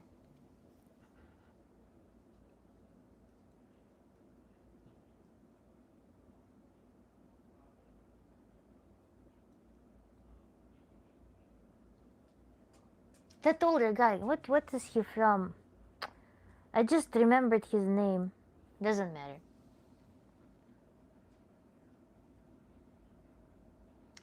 The guy looks like he's 18. I don't get these celebrity crushes. I guess everyone has a type, numerous ones. I enjoy hearing your thinking. This may sound strange, but women here rarely do. Here where?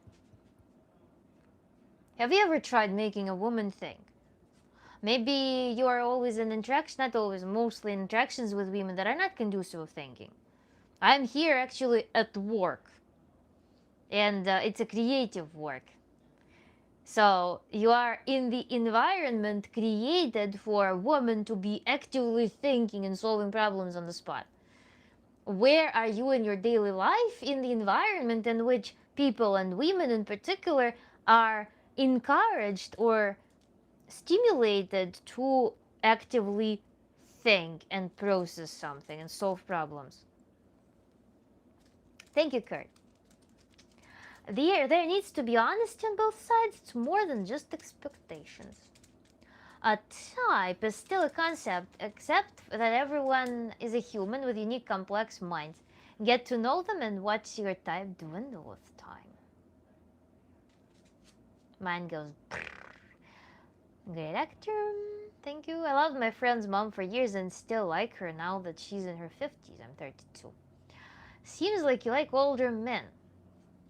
I don't know, it doesn't matter. I told you, Troye Sivan is my peer almost, and I like him because of his maturity. It doesn't scale with age usually.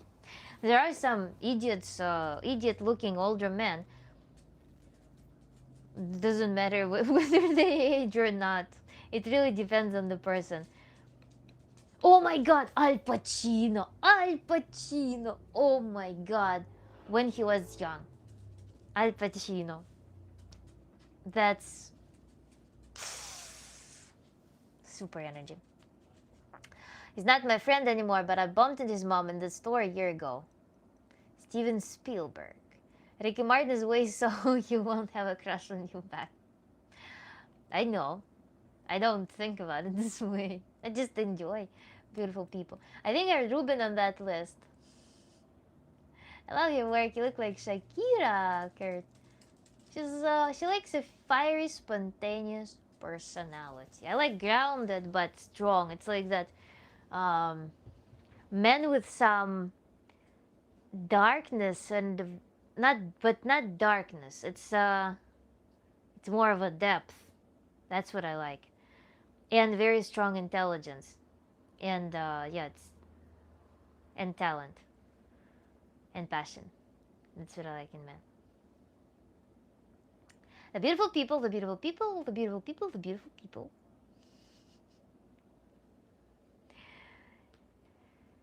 Ah, yes.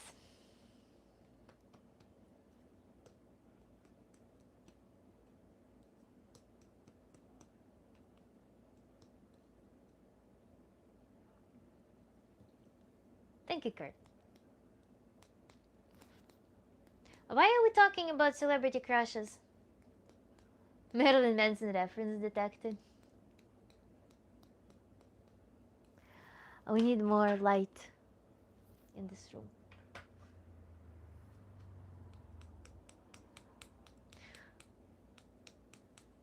Guys, it's so bizarre right now. Like, literally, it's so crazy that I don't know. Sometimes I get the glimpses of that the move is coming. I don't know. It's just so bizarre. But overall, I don't feel anything towards it. And in such a crazy state, right now, I just became hyper aware of the suitcase as a symbol of that happening. Because I want to close the curtains and it's sitting on the way here. I don't know, it's just still compiling. Good morning. Indonesian father. Father is this a name, father? Change is phenomenal, Zabulu, exactly.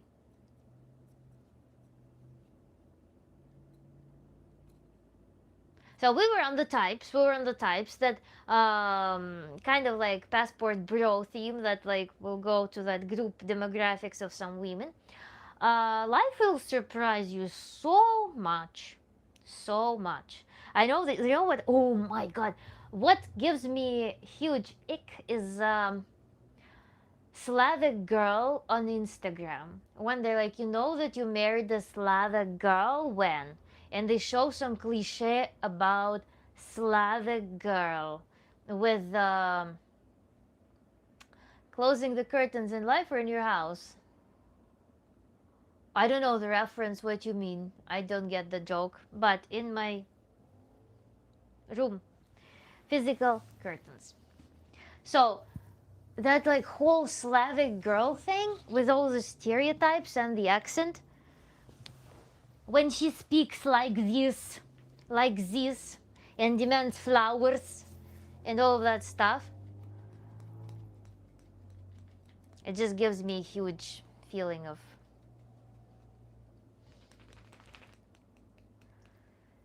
stereotypes detected. Not stereotypes, but even like perversion of stereotypes.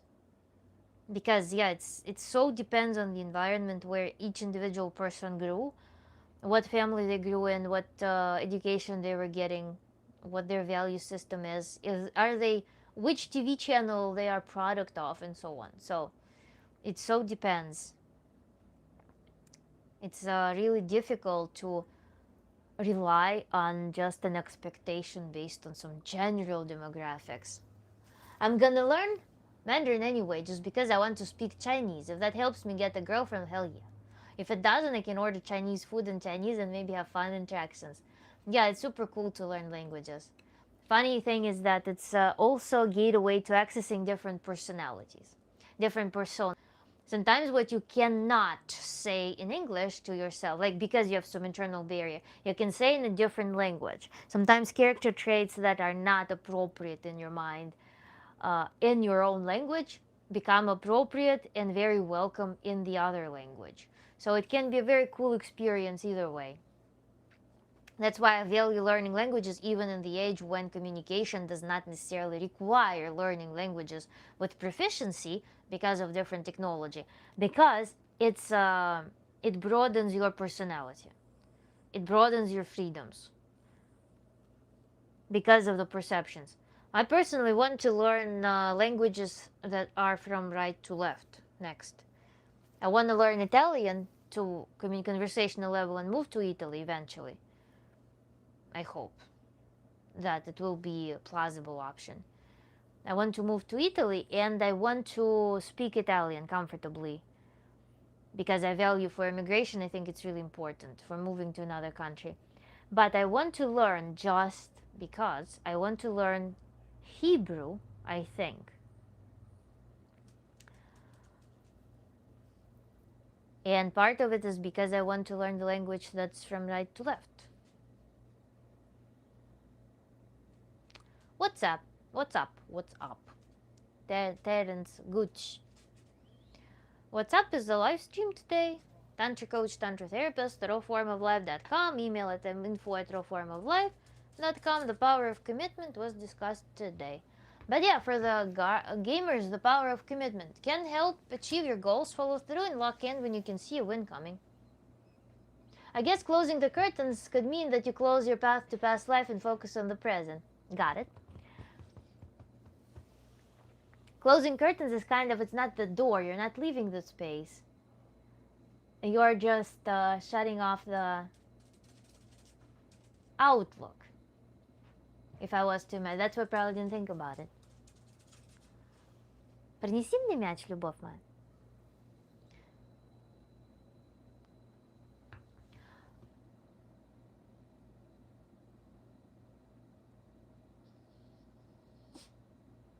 You're very sweet, Ike. I think you can do anything you want. You're very intelligent. Thank you, Kurt. You know, it's you can do anything. Anybody can be very intelligent, but then with internal blockages, people sit and do nothing. Remember, we had imposter syndrome video. This video, same thing, but different side of it. You just when you're not willing to commit because some stupid concept. Yesterday's talk, by the way, about ego. How if you have some concept about yourself and you are all like solely focused on when you're solely focused on some concepts about yourself, what ifs and what not, instead of embracing what you want to do, you're not going to achieve anything. And intelligence in that sense, if you have complexes, may play a bad joke on you, because you will be able to come up with far many more scenarios of failure as predictors before you commit to doing anything than a person with more modest, let's say, intelligence or experience. Because your hypothetical thinking of why not to do this and how it could be terrible will be as efficient as coming up with scenarios of how it could work. So intelligence will work both ways. That's why we work in Tantra. We work on focus, on finding the vector in life. Because if you are focusing on suffering being the foundation of life and main currency of life, then you're going to be using your intelligence to live in accordance to that belief. Crafting limitations, crafting difficulties, crafting finding and suffering through the hardest routes possible. But you can use your intelligence to find different way of life. If you choose, make a vector, like joy forward life. Then you're going to submit the same intellectual resource to living in accordance to that vector.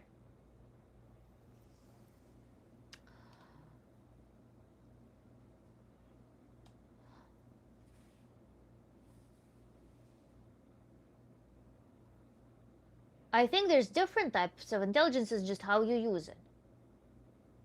That's a great point. Thank you, Rich.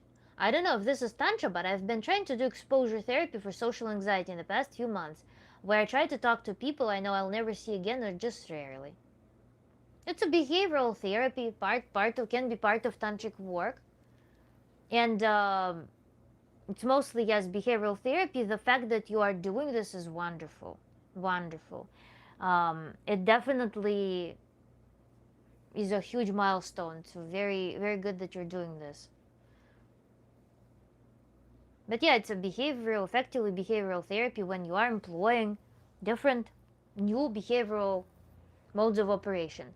Tantra, in that sense, would play a role mostly of preparing you for this behavioral change and finding the recipe of how to do this in the most native fashion that you have resource for. So finding resource for changing, finding resource for change, finding the state from which it's easy to act upon this thing. But yeah, this is a part of tantric work, yes, as well. Tantra and psychotherapy, behavioral therapy, behavioral cognitive therapy they have intercepts for sure. The show is very insightful, thank you, Rich. I complain about the weather to cashiers, it's great practice. It's how I was able to talk to the cart lady in the first place. And see, I'm very happy that you are making a point of this. It's a great achievement, Chad. What I'm noticing beyond everything, beyond just that, is that you're acknowledging the achievement. You are celebrating the achievement of that, and you're bringing it. Now, it's this different side of you that you're focusing on because they exist concurrently. So it's very beautiful that you're sharing this as well. Fantastic. What is the history of Tantra? History of Tantra, it's more of a rebellion movement. One of the first feminist movements in human history, I guess in the history where patriarchy was ruling.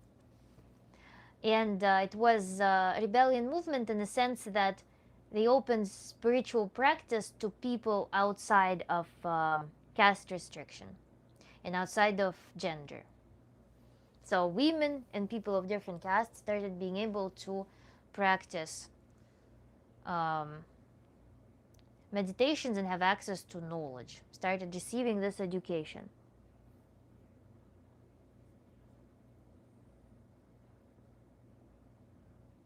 And it's interesting that to this day it's still relevant. I like the 2-chair example. Sit on one chair and see if you like it, it's commitment. Only commit to the other chair once you fully leave the first one. Don't jump and keep a foot on the first one. Where did it originate? It originated in India.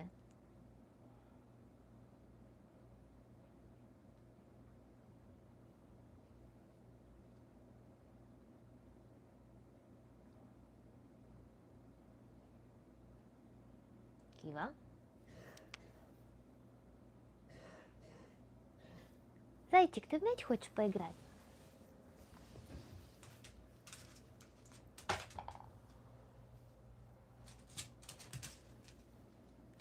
part of Buddhism? No, it's more related to Hinduism.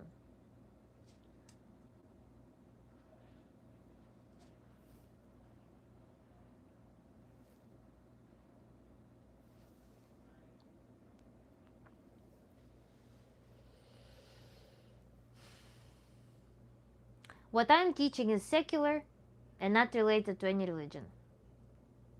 So there is symbology that we can borrow from religious schools.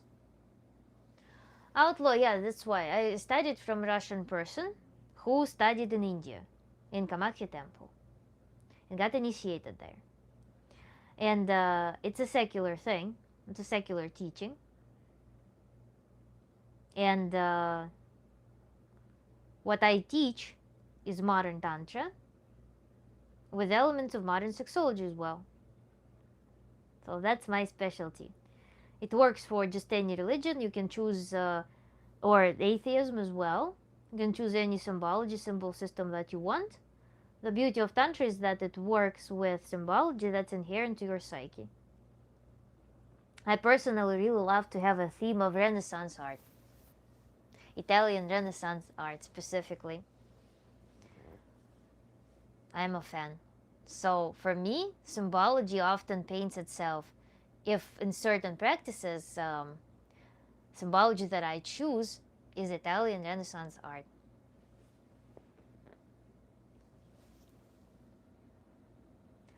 I like your silly drawing of the guy trying to stand in two chairs and he doesn't like it while still trying to do it. Exactly. Positive affirmations towards others is also a good outlet and input for yourself. Just saying have a good day to a cashier is doing a lot for the human behind the till and doing even more for you. Yes, Boo, good comment. It's not just, yeah, we may not just complain about things, but small talk can be so much more diverse. I started playing with that several years ago as well. When I started talking to people, especially in a good mood, when you share a good mood with them, it's so cool. It's so cool to charge people up. And when you're kicking them out of the routine, of the expected, when you are knocking them off this process of Groundhog Day, it's very good, yeah, service. Do you use chakras and sacred geometry? No? Sounds witchy to me. What's witchy to you? What's witchy? Who is witch? What's witchery? Yes, like Bruce Lee, he didn't stick to one martial art but began the mixed martial art style.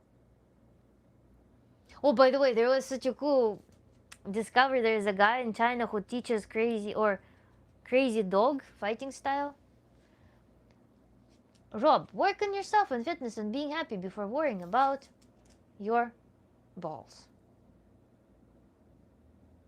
Oh, unhappy Rob is still on it. Oh my god, we have wave of color again.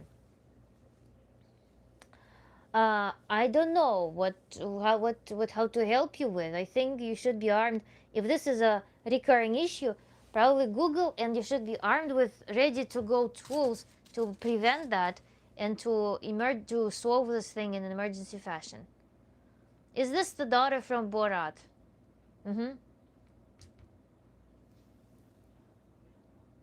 Next time I will be in the leotard. But like Borat.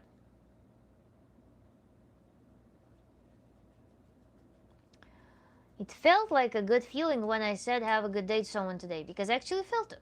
For many years I switched that part off of me. Part of me off. One thing I like to do is ask them how their day is going so far.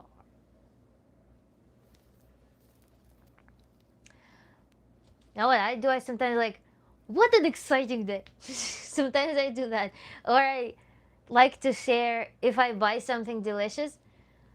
Like if it's at the grocery store, I'm like, oh my god, this is the most delicious thing on the planet. You must try it.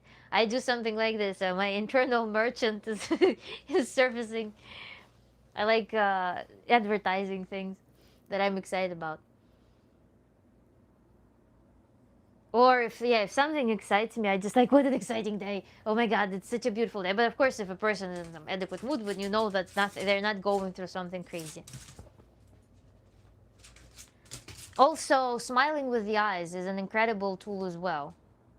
When you're just making eye contact and a little bit extending it with a smile. That's also a crack. You can see if a person is being formal and shy, or shy, or if a person is actually not willing to talk. That's where you can gauge if a person is willing to talk. You just stare at them like with a smile, but like sincere smile, not just like with sincere spark. Smile at them, and you can crack them for conversation that's a little bit beneath the surface.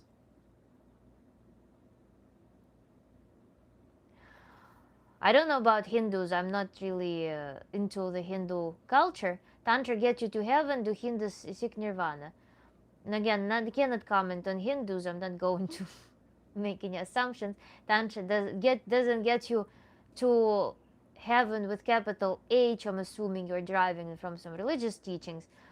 Tantra gives you tools to find Garden of Eden within you and your own life. They'll tell me, but how long has it been since your transitional surgery to be female? Oh, wow, the first one today, guys. Let's celebrate Nate Hovius. Nate Hovius brought up the missing piece to our stream today. We already covered the topic of age, nationality, where's your accent from? And now we're back to classics. Am I a trans? Woo! 66, hello, hi to my dog. Down to this colorful characters.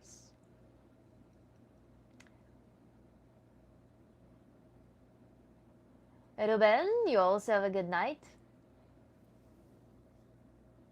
I like to ask about that because they'll tell me about something annoying they dealt with, or like a bad customer, etc.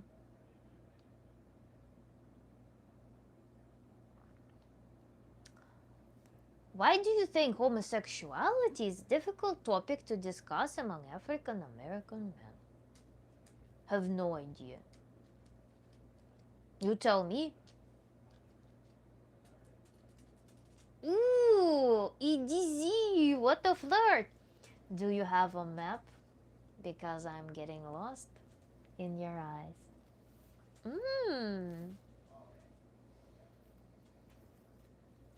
The map is, if you connect, listen to this one. Oh my god, this is a response. If you connect the moles on my back, you will find a path.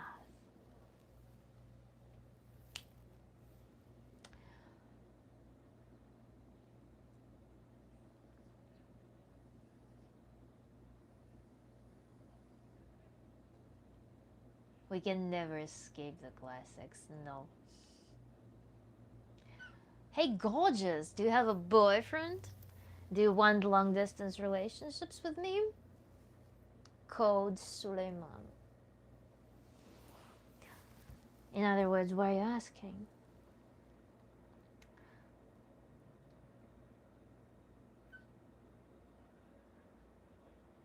How dare you?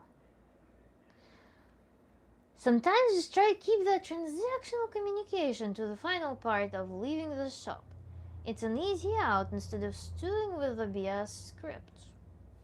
Or you can break their patterns, you know? When you watch a lot of prank videos, how they break people's routine, kind of inspirational. There's so many ways. Maybe for me as an immigrant, it's easier to do disruptive activities because the social codes that are in me are kind of in between the cultures. And I don't like the typical small talk. I can't stand talking about the weather, for example, unless the weather is absolutely fantastically exciting. And even, you know, by the way, people may start complaining at the stores, so much snow. How to break the pattern then? If there's like an expectation, you have this weather talk, so much snow. You can be like, it would be so cool to play snowball, man, to do snowball fight. Or I really want to build a snowman. Actually, let me go grab carrots. This would break the people's uh, sad idea of life and their survival adulting type of thing. Would be so phenomenal. To turn it into fun, adventurous thing as opposed, because that's what literally makes people drown in stupid ass moldy misery when they grow up and age. They stop seeing things as exciting opportunities for having fun, and they start living beige lives submitted to some social code. And if every like second customer initiate the small talk about so much snow, I wish our city government was cleaning the roads better, telling them that you can fucking use the snow to build a snowman, or telling them a small story about how someone gifted you a super special snow globe, and that today's weather reminded you of this childhood memory, will be igniting the trail of cool associations in the person. That's a super great way to break this pattern and turn the excitement to the max in the person. Thank you, cute. Woo! It's hot in this chat right now.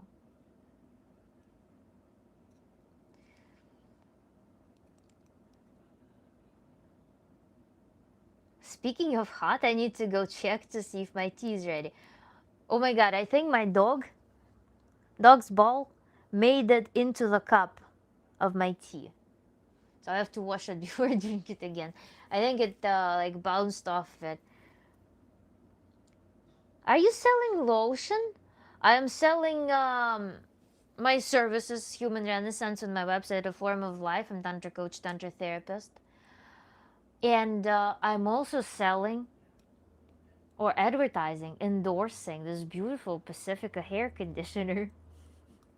Somewhat of a lotion for your hair, for the beautiful locks. If you have wavy hair, absolutely give it a try. And it's a beautiful tropically smelling potion for glossy, bouncy, bouncy locks. Doesn't make your hair greasy, makes them moisturized. La. Sunny and nice in Washington, D.C. Yes, bring up sunshine. You can bring up even. I can't wait to have this beautiful blush on my nose or on my cheeks from being in the sun. It looks so fresh, so wonderful. If you're a woman, for example.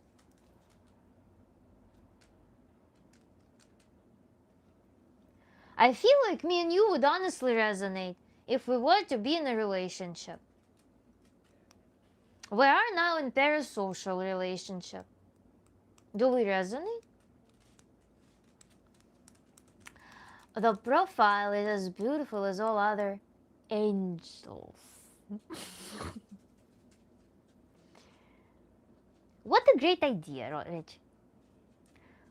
Yes, I'm getting old. Save me. Come and pick me up and take me away. Show me how to live life. Teach me how to live life. Please, Human Renaissance on my website. I will pick you up for 1 hour, 30 minutes at a time. And I will be only thinking about your life and your soul.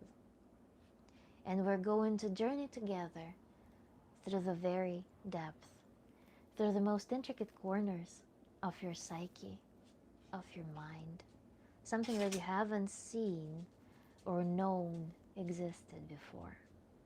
I will show you a totally different world within you. It will be unforgettable. Human Renaissance, rawformoflife.com. You talk so much! Glupan, glupi. Uh, is it Russian, by the way? Is it Russian transliteration? Glupan, glupi.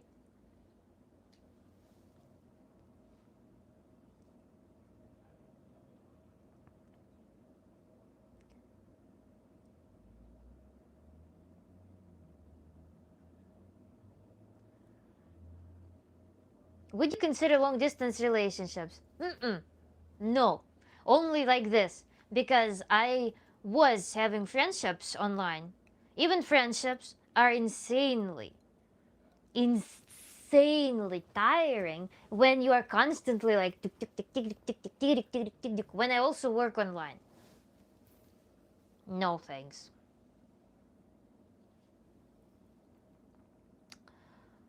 Thank you, Adam.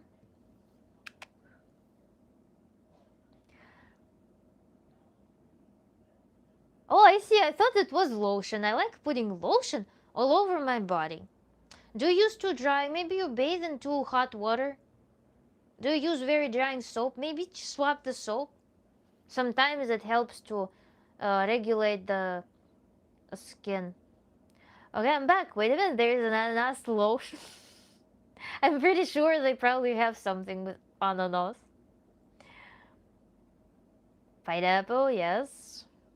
Missed a lot. Putting motion all over. Okay. Thank you, Kurt. Angles. Angels. It's crazy how much you look like the mother of my child. Modernity. In good old days, it was called wife. Do you have a twin sister in Michigan? No.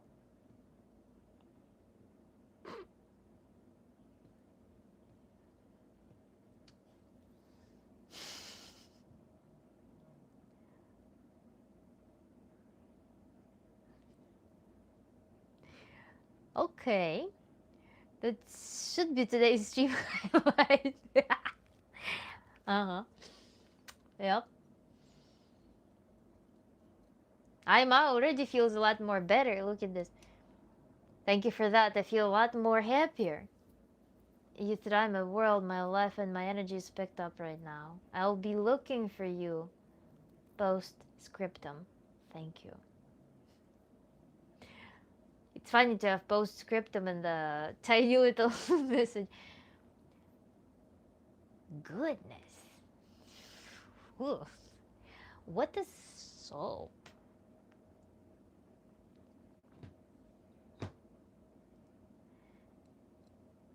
Ex-wife. Still maternity. You're fun. You give up the good work. I don't give it up. I radiate it.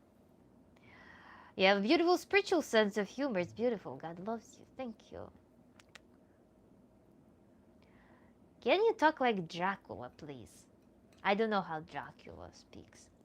I don't think I would be able to choose which part of the stream is best to highlight. Thank you, Kiva. Very high praise. I'm curious what it will do. The Chad mentioned in the comments the one of the sleepy stream. Remember sleepy stream recently? In the sleepy stream, it picked the me staring in the camera and then talking about onion on the pen, and then reading some sentence of wisdom from someone, and then being silent again. Just like it's very bizarre. I don't know where to look for a potential partner. I think I just have to keep doing whatever I can do to better, as if she's already here, and maybe another opportunity for a mate will present itself, and I'll be more ready for that opportunity the better I get. Enjoy the thought. Enjoy the thought. You know, it's like you need to perhaps consider what are the inhibitions on enjoyment of the thought of the partner, and turn them into enjoyment. When you start feeling super enjoyment of the idea of having a partner, not like tension, but enjoyment. Like, whoa, it would be so cool.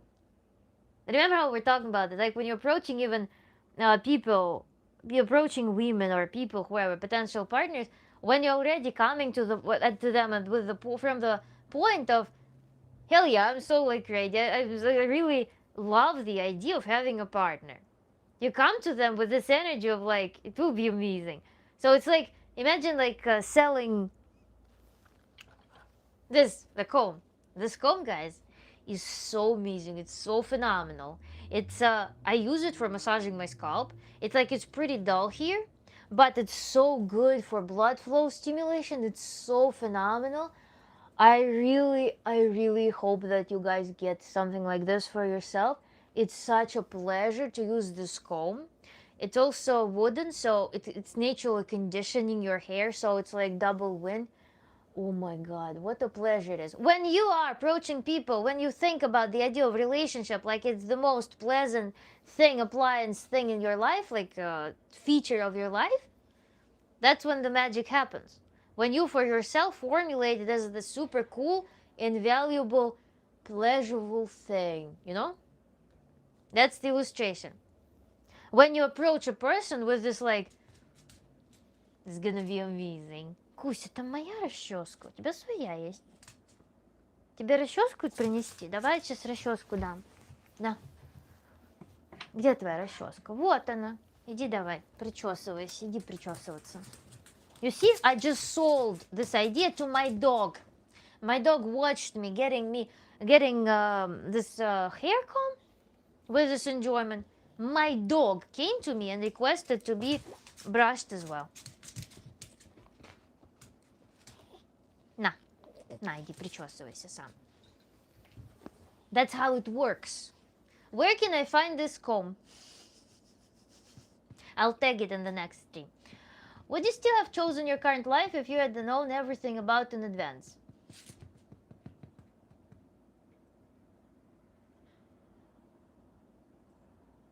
I don't know how to answer this question. Life is only now. Even co-host was convinced that's how you know it's true. Point proven. Exactly. Chad, you see? It works.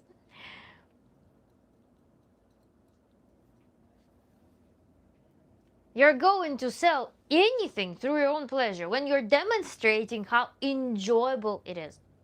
This is how it works. You show that, whew, can't get enough. I really want to share this with you. And when it is your idea that when relationships, it's so beautiful, it's going to be so magnificent, it's going to be so pleasurable and fun, I'm going to sell it to you. I want to share it with you. This is the vibe, I think, to carry. You know, there was also, did you brush your teeth? Yes. Why?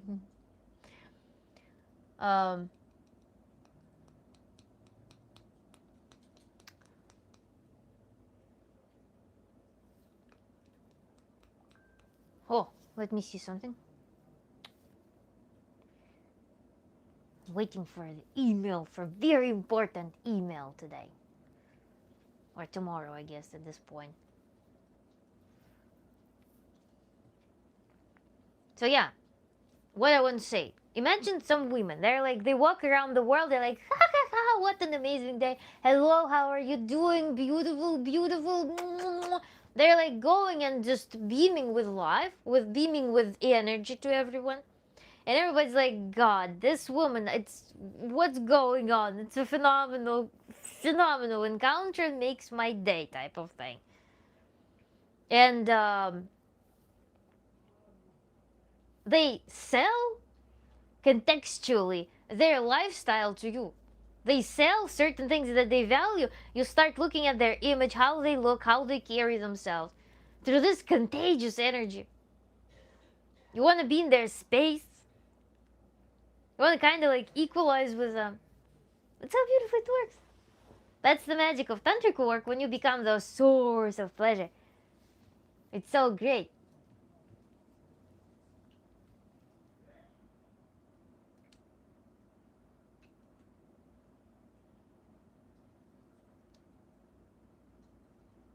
Yes, AI has interesting choices for the highlights.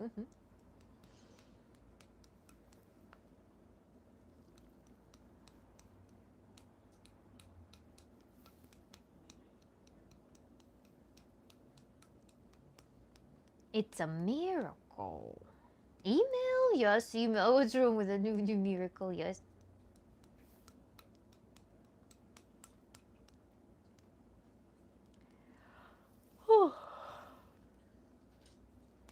Yes, I'm waiting for an email. There's a new system now. It used to be that all those documents need to be sent by mail. You receive them from the vet, then you mail them with a return envelope, prepaid envelope to USDA for endorsement. And then they mail it back. Now it is all done through the clinic. They send it directly to USDA, and USDA then emails it to the clinic, and clinic emails it to you. So it should be faster than through mail. But it's not faster. And it's playing on my nerves. Good thing I'm a tantrika.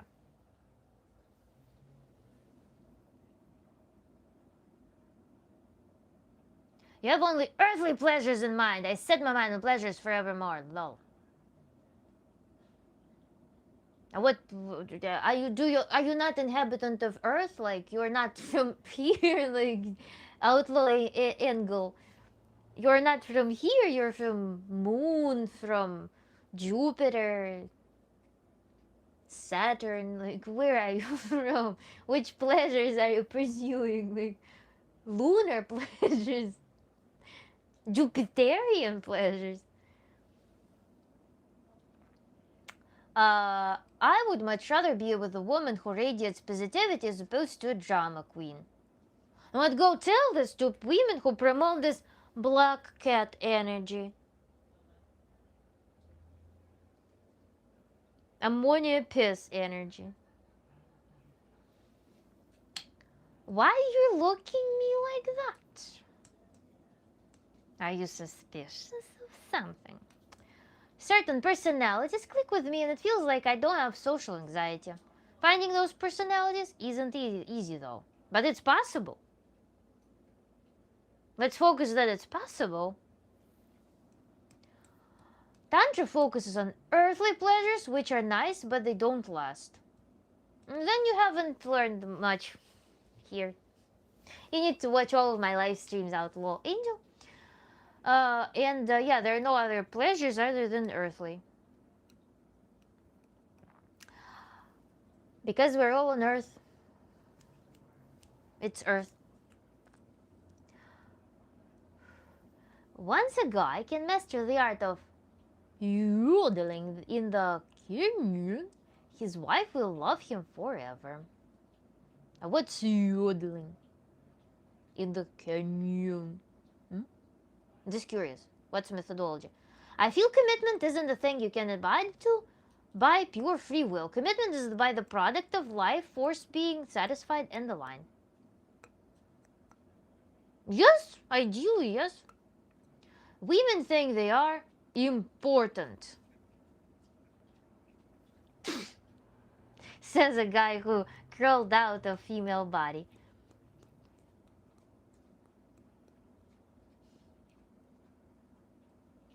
Thank you, Wayne. 13 Steps of Tantra video recommended. Thank you, Kiva. Thank you, Kiva. Thank you, Kiva. Indeed, recommended as an entry.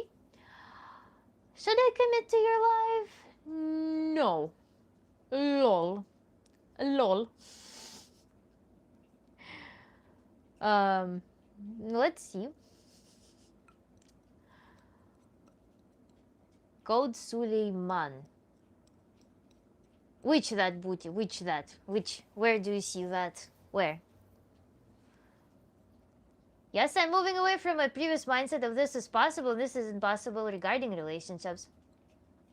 Cool. You girls think you're attractive when you're not. Which girls? Where do you see plural girls? Wait.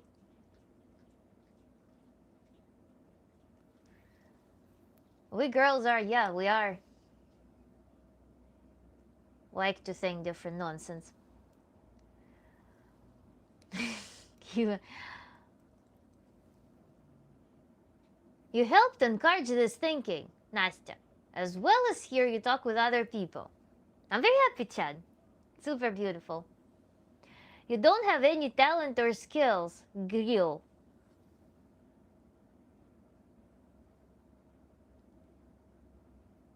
She's gorgeous. Gorgeous. Thank you. Shadow clone. It's us girls. With all that red dot beliefs, I'm wondering if you'll be my next spam caller. What's red dot beliefs?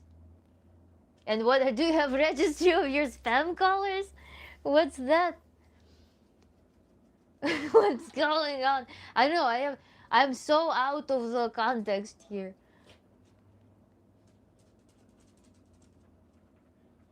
Oh my god, this lady again. She's so evil. Yes. You will be forever an empty nothing till your grave, and you're chosen like me to be best.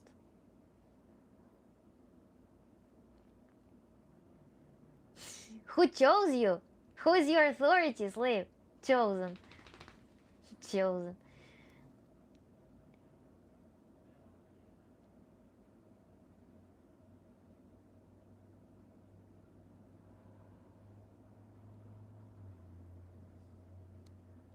He's delusional. Delusional. Wow. What an interesting wave.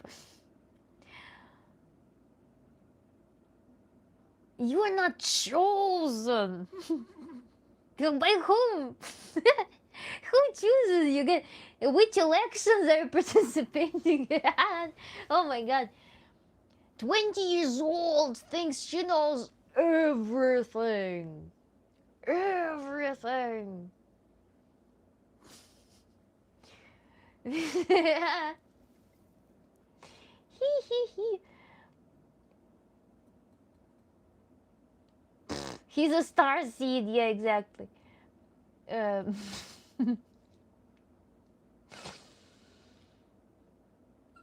Go back to the Matrix, Neo. Oh my god. I'm just curious. I'm just letting this marinate real quick. Just couple of 30 seconds. I'm just curious where this magic will poof. Wait. Let's poof this a little bit more. The way the internet evolved and dating apps and whatnot is a lot of people think that everyone else only operates a specific way without taking into account algorithms and option paralysis, etc. Make sure to like the live stream, yes, guys. Even though I'm not chosen, misguided 20-year-old trend, please like the stream. Thanks. 24 views is wild indeed. I like to be underground. I like to be more niche. Actually, I prefer that. Streaming every day like you get 2,000 people per stream is crazy. Unbelievable.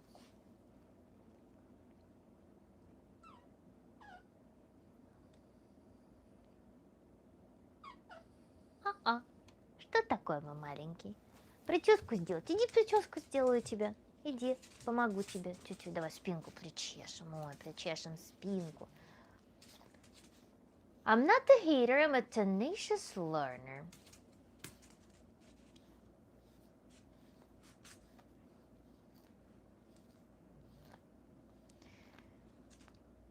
You committed to my live stream. You didn't commit to your commitment. Well, talking to people to belittle them to feed your fragile egos is wild work. You ain't attractive, you have no talent, you won't anything in life, and when you die, your grave will be just a cheap brick. Keep going, my musical boom. Welcome. Yeah, I did get a lot of spammers.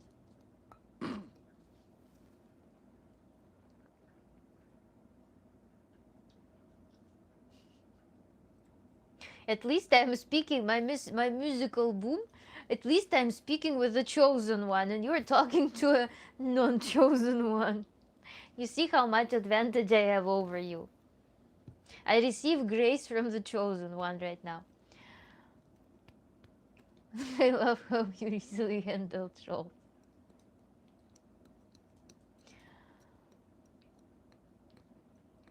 If you don't like, you can leave.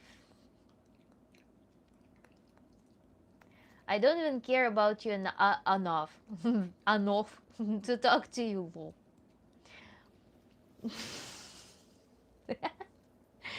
Yeah, the chosen one. Round of applause for chosen one.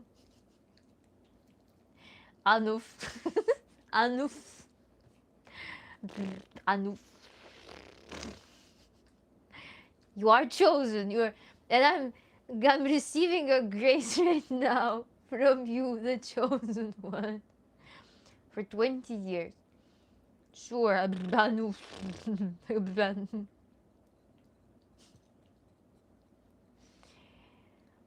I've made people jealous of me. Even trolls, yeah, like and subscribe, by the way, yeah. The chosen one. You're a feminist, as my music is a misogynist. I don't think that we need to use any strong labels for our chosen one. It's actually my musical one is such a fun practice right now. We're observing some super cool rage practice.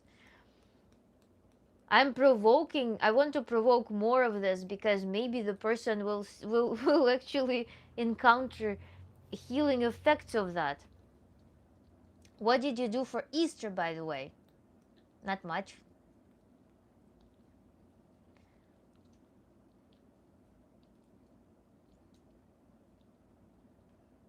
Not much different than any other day, perhaps. Manifesto from the chosen one. What technique is that called? Um, I mean, this is a specific, unique technique by the chosen one. But we embrace technique of rage when, for example, there is old conflict where you did not stick up for yourself, when you did not defend yourself, when you didn't have opportunity to defend yourself. Then you can create a practice in which you are doing this rage when you're getting this aggression and replaying in your mind with visualization and body work. You're replaying this aggression to actually defend your boundaries. When you are replaying the situation to, in your mind, create this justice that the act was accomplished, such that it doesn't bother you anymore later in life as something that's unaccomplished in your life. So that's what we do in Tantra work. But the chosen one is doing a little bit different work, I guess. Also, perhaps carving out something to do with the self-esteem here. So are you actually a PhD? Yes, I am a PhD, yes.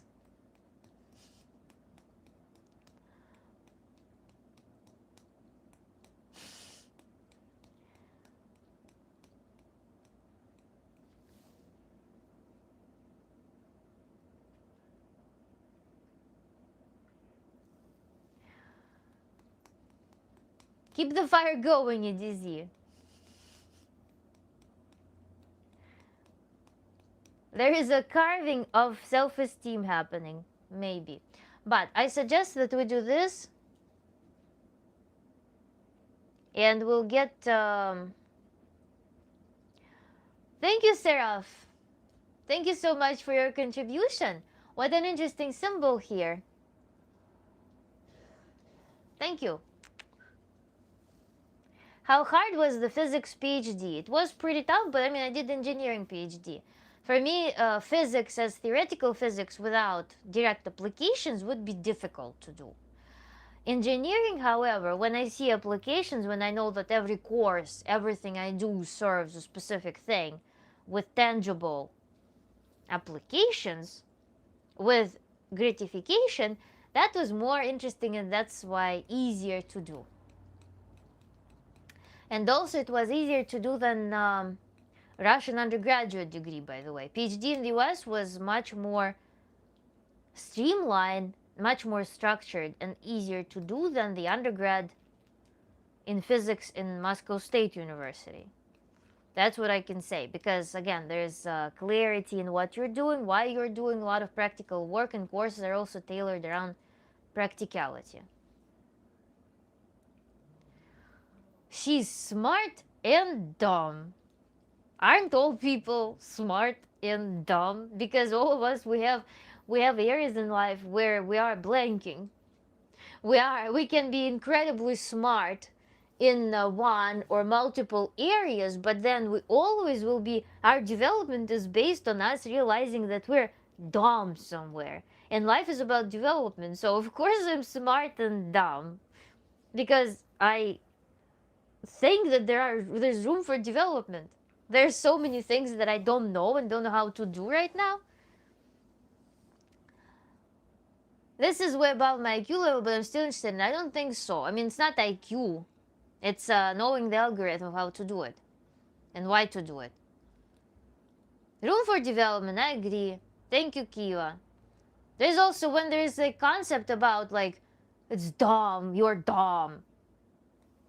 Don't have concept about dumbness. Read dumbness as lack of smartness. Read dumbness as lack of understanding of how to do things. And when you understand this lack of how to do things, you go and learn how to do things. Boom, you're no longer dumb.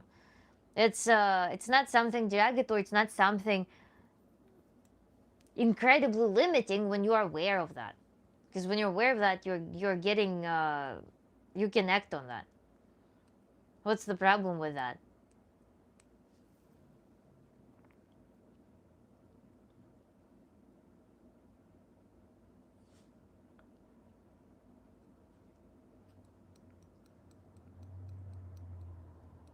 Way over my head too. I can sew steel together. Really nice though.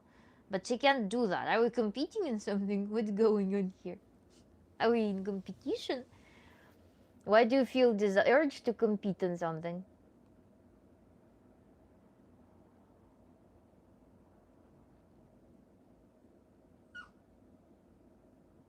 When I hear dumb, I just think of the lollipops called Dum Dum.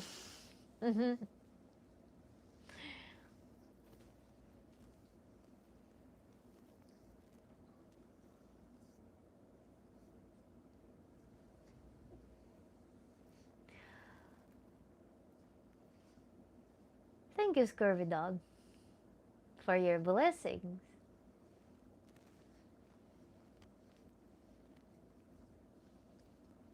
What inspired your handle, though?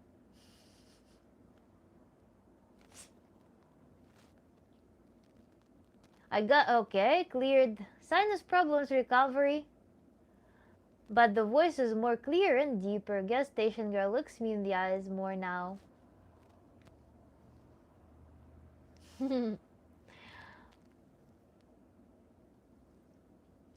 I guess when you put it like that, it's impossible to truly be dumb. When you see the problem, sometimes people are so scared of being dumb that they're not willing to admit that they're dumb in something. And that's where they get stuck. When you don't feel any concept about being dumb, and you're willing to put the work to undumb yourself in certain like critical areas where you need to solve problems, that's where you're going to develop. It's just the attitude towards dumbness. The dumb thing is to reject the idea that you may be dumb. But then you're just easy going with that. It's a fine thing. Life is about learning the entire time. The world is changing. The challenges are changing. If you're on the path of your creatorship, you're always presented with insatiable number of challenges and development. And hence, you're always going to be a novice. Chosen. Nash.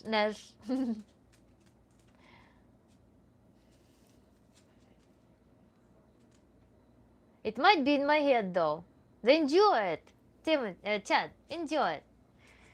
It's in your head. Anything is in your head. Your love will be in your head. Your idea of your partner will be in your head. Everything is in your head. Enjoyment, the culture of enjoyment is a big thing. And yeah, don't make a house of assumptions. Just enjoy. Sink in the feelings that you feel. The student who asks questions looks foolish for a moment. The student, whoever never asks, is foolish forever. Like, rather, even like foolish is also like thinking about foolishness. But it's freedom. It all boils down to freedom, what you can do and what you can't do. By admitting some flaws in your process, you are opening the door to bigger freedom of action, because you're going to learn the method. You're going to enable more opportunities and more enjoyment for yourself, more fun, more challenges, and more development, more like entertainment ultimately in life. Тебе дверь открыть, ты пойдешь. Сейчас, I'll let my dog out. Ты пошел. Ты пошел. Иди, мой хороший.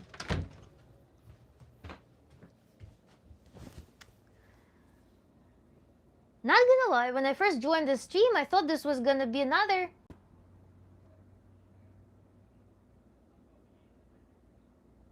Is it common? The babushka lore is going to be crazy.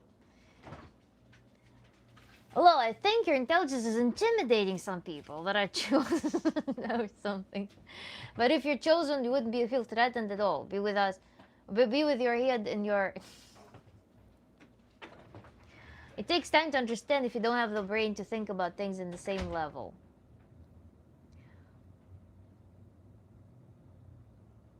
You look beautiful, but more than that, there's kindness in your presence that really stands out. Thank you so much. Really, really pleasant compliment. Thank you so much.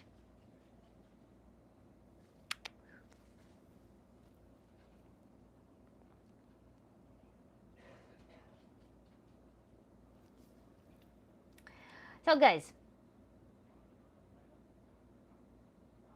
high five me through the screen. I'll magic stick you through the screen. This is kind of giving me a writing break. Kiva, we're going to be wrapping up. I wanted to be strict into 2 hours today, but instead I did 3. But I need to finish because you know why. You know why. I poked your third eye. Okay, chunky cat.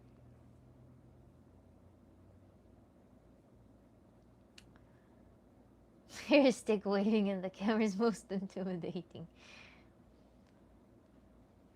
So we're going to be wrapping up right now. And Hermione, yes, thank you. Кузя, ты мой хороший. Ты мой хороший. You just missed the change. Все, на мяч тебе. На, молодчина. So we're going to be wrapping up. If you allow me, we're going to go without a review. I just want to sign off right now. Because I need to go. Sad. Okay, if you want the review, let's do the review quickly. So today, we actually did small review with when Ruben joined. The review today, we did Power of Commitment, and we covered the issue of people when they're not willing to commit to a system, which ultimately boils down to them building some dysfunctional systems and not being able to choose between either of them, or sabotaging themselves and not choosing the path that they would love to walk. Instead, they are sitting in some suboptimal system and suffering because they're not willing to take responsibility for the path that they would want. In relationships, they're not willing to say that this is my relationship, this is my partner, I'm going to enjoy and build my relationship now. No, they're saying that this is kind of my partner, but I will keep my options open, okay?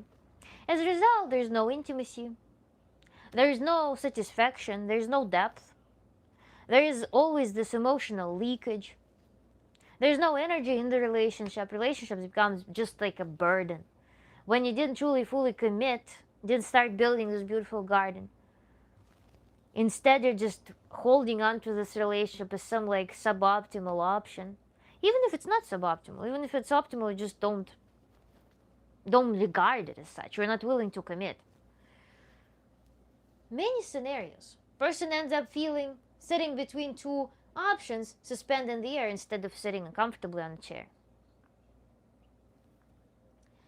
The formula we derived was why it's more interesting to keep control, marginal control, over two or more chairs, as opposed to prioritizing your own internal comfort. You know how we always talk about, we in Tantra, we think like there's there and then, but there's here and now.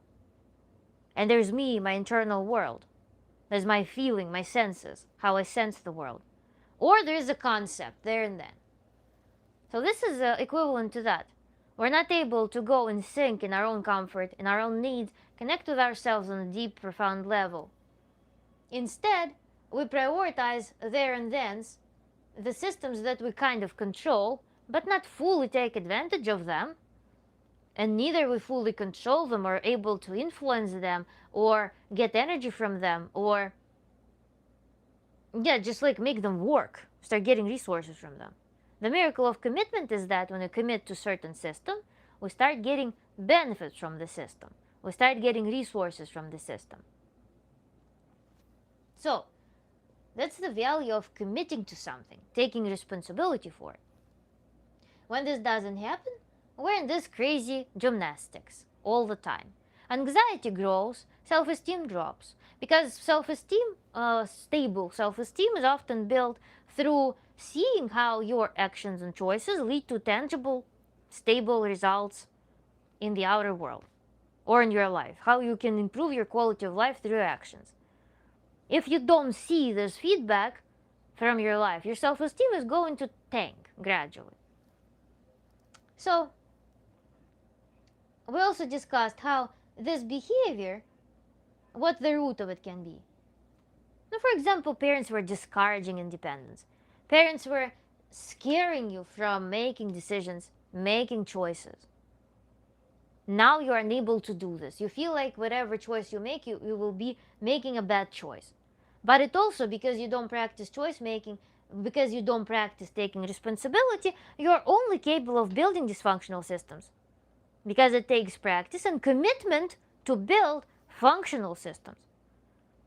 So when you don't have this skill, you're likely going to be recreating the system in which parent needs to come and punish you for making bad choice. And you're going to be demonstrating it to the world.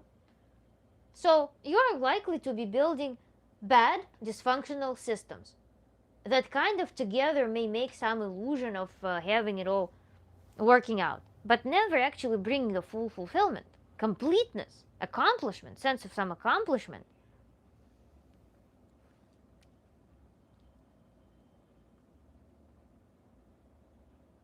Yeah. Unlike, somebody brought up a very great point. For example, in engineering, you're building a spacecraft. You're always having some backup thing. In human life, it often works not as like you have something good and a good backup. It usually happens such that you have bad, shitty system and shitty backup. Instead of backing each other up, they're just two incomplete, dysfunctional things that mutually drain energy. And how to commit, how to find this point of commitment, how to start doing this through behavioral changes and through analysis. What are these systems? What are the barriers towards commitment? And how can we expand from this point of needing to control dysfunctional systems and replaying the scenarios in which your energy is just being pumped through something nonsensical into living this expansive life from within when all of your parts are integrated. That's what we accomplish in Tantra. We learn to live expansively, stably, grounded. We learn to live with agreement between different parts of ourselves. And we start gradually introducing the situations of decision making And we start looking at how we actually make decisions and how it feels good. So we're starting to practice, actually something I didn't mention. In this context, we're starting to do the practice of decision making, create small domain. When we are, for example, committing to, let's say, purchasing a garment, something long lasting, let's say, so purchasing a pair of shoes.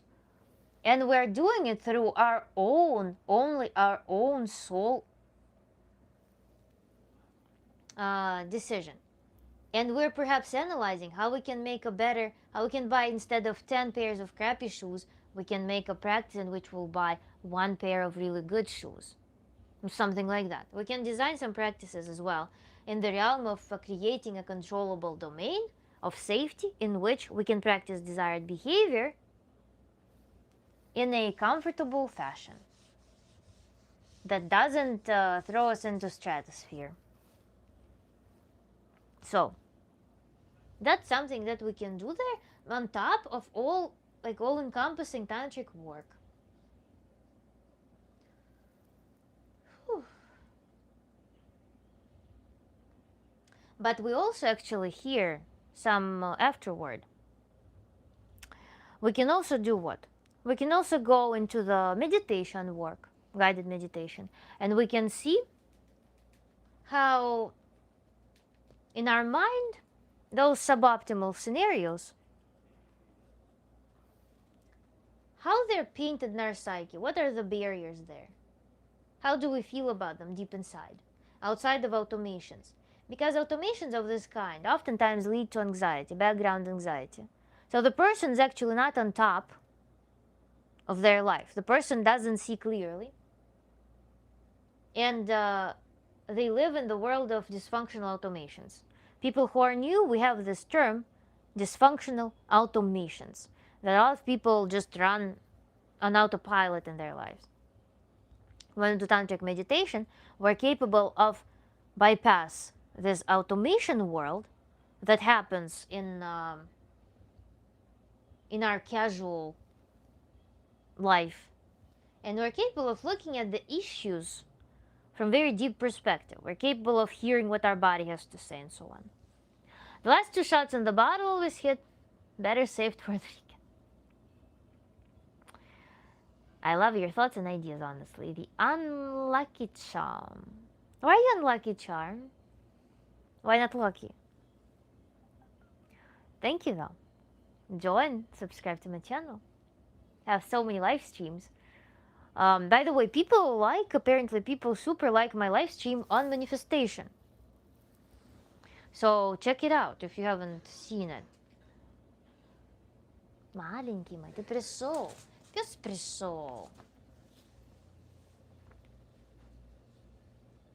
Then we also, in this live stream, we got blessed by the chosen one, by the presence of the chosen one in our chat. And we have some recurring communication with Chad. And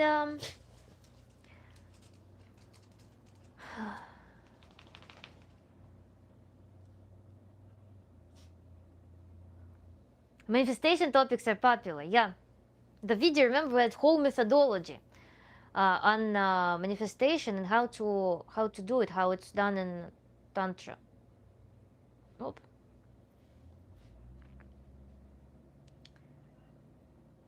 Barrier, buried.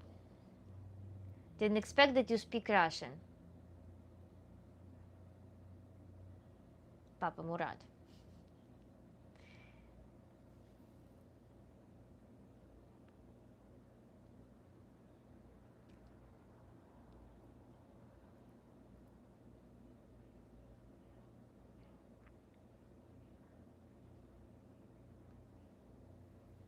I guess that's it. What else did we talk about?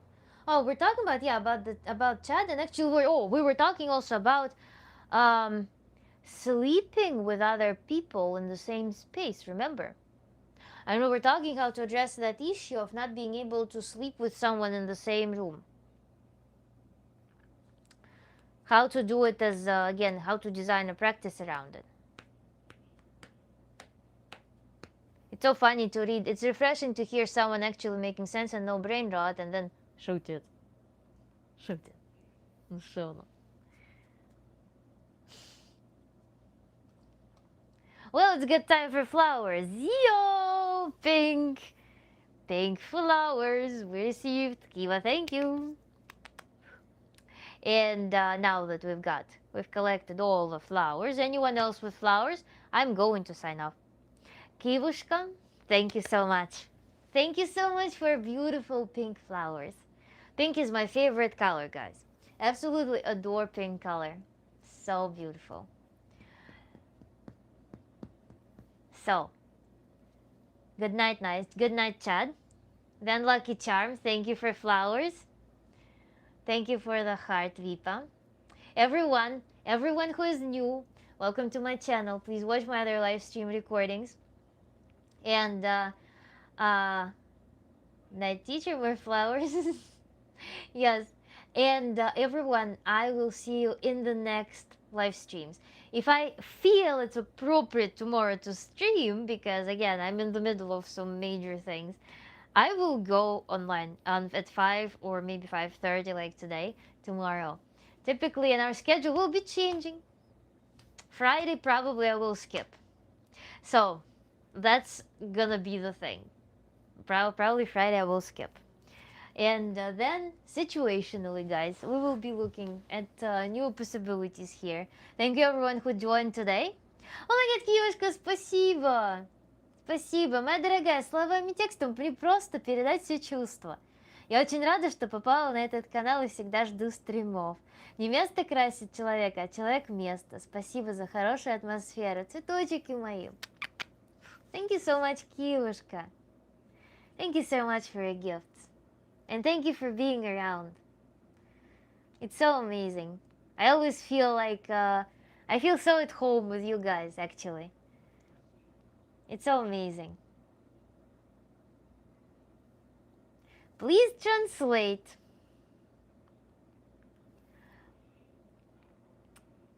Kiva, may I translate?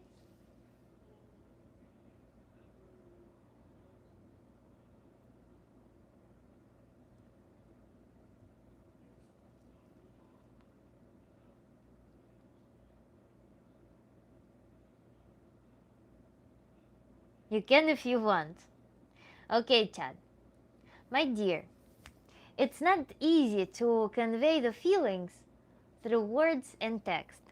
I'm very happy that I found this channel and I always expect the live streams. Thank you for good atmosphere.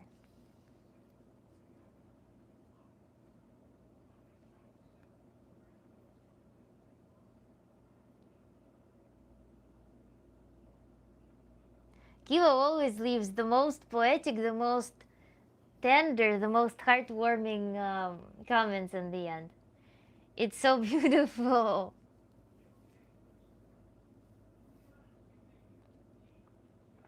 Oh, Chad, thank you so much. Thank you so much, guys.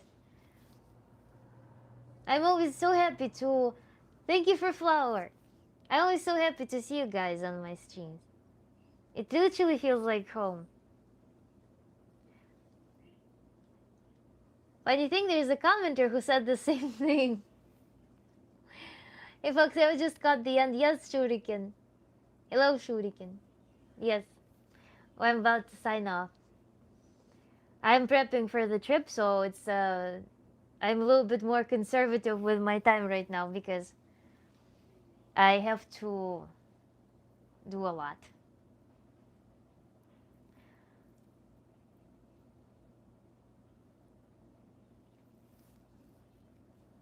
So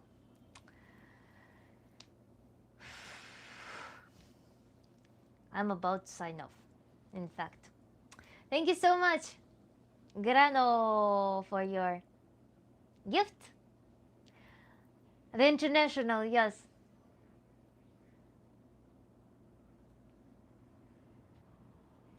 Thank you, Granola Gary. Thank you so much and have a good night.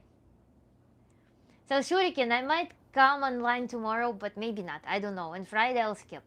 So this week might be we might be done, but we'll see situationally how it feels. And we had a lot of color. Yes, we had a tsunami of color today. Shuriken, цветочки еще.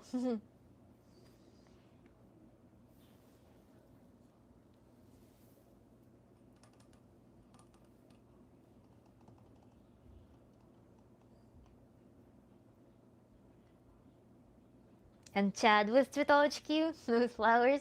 Thank you so much. See you tomorrow. Yes. So, and if you want, write comments towards flowers. Write comments below if you have any questions, if you want to discuss something, if you have any afterthoughts.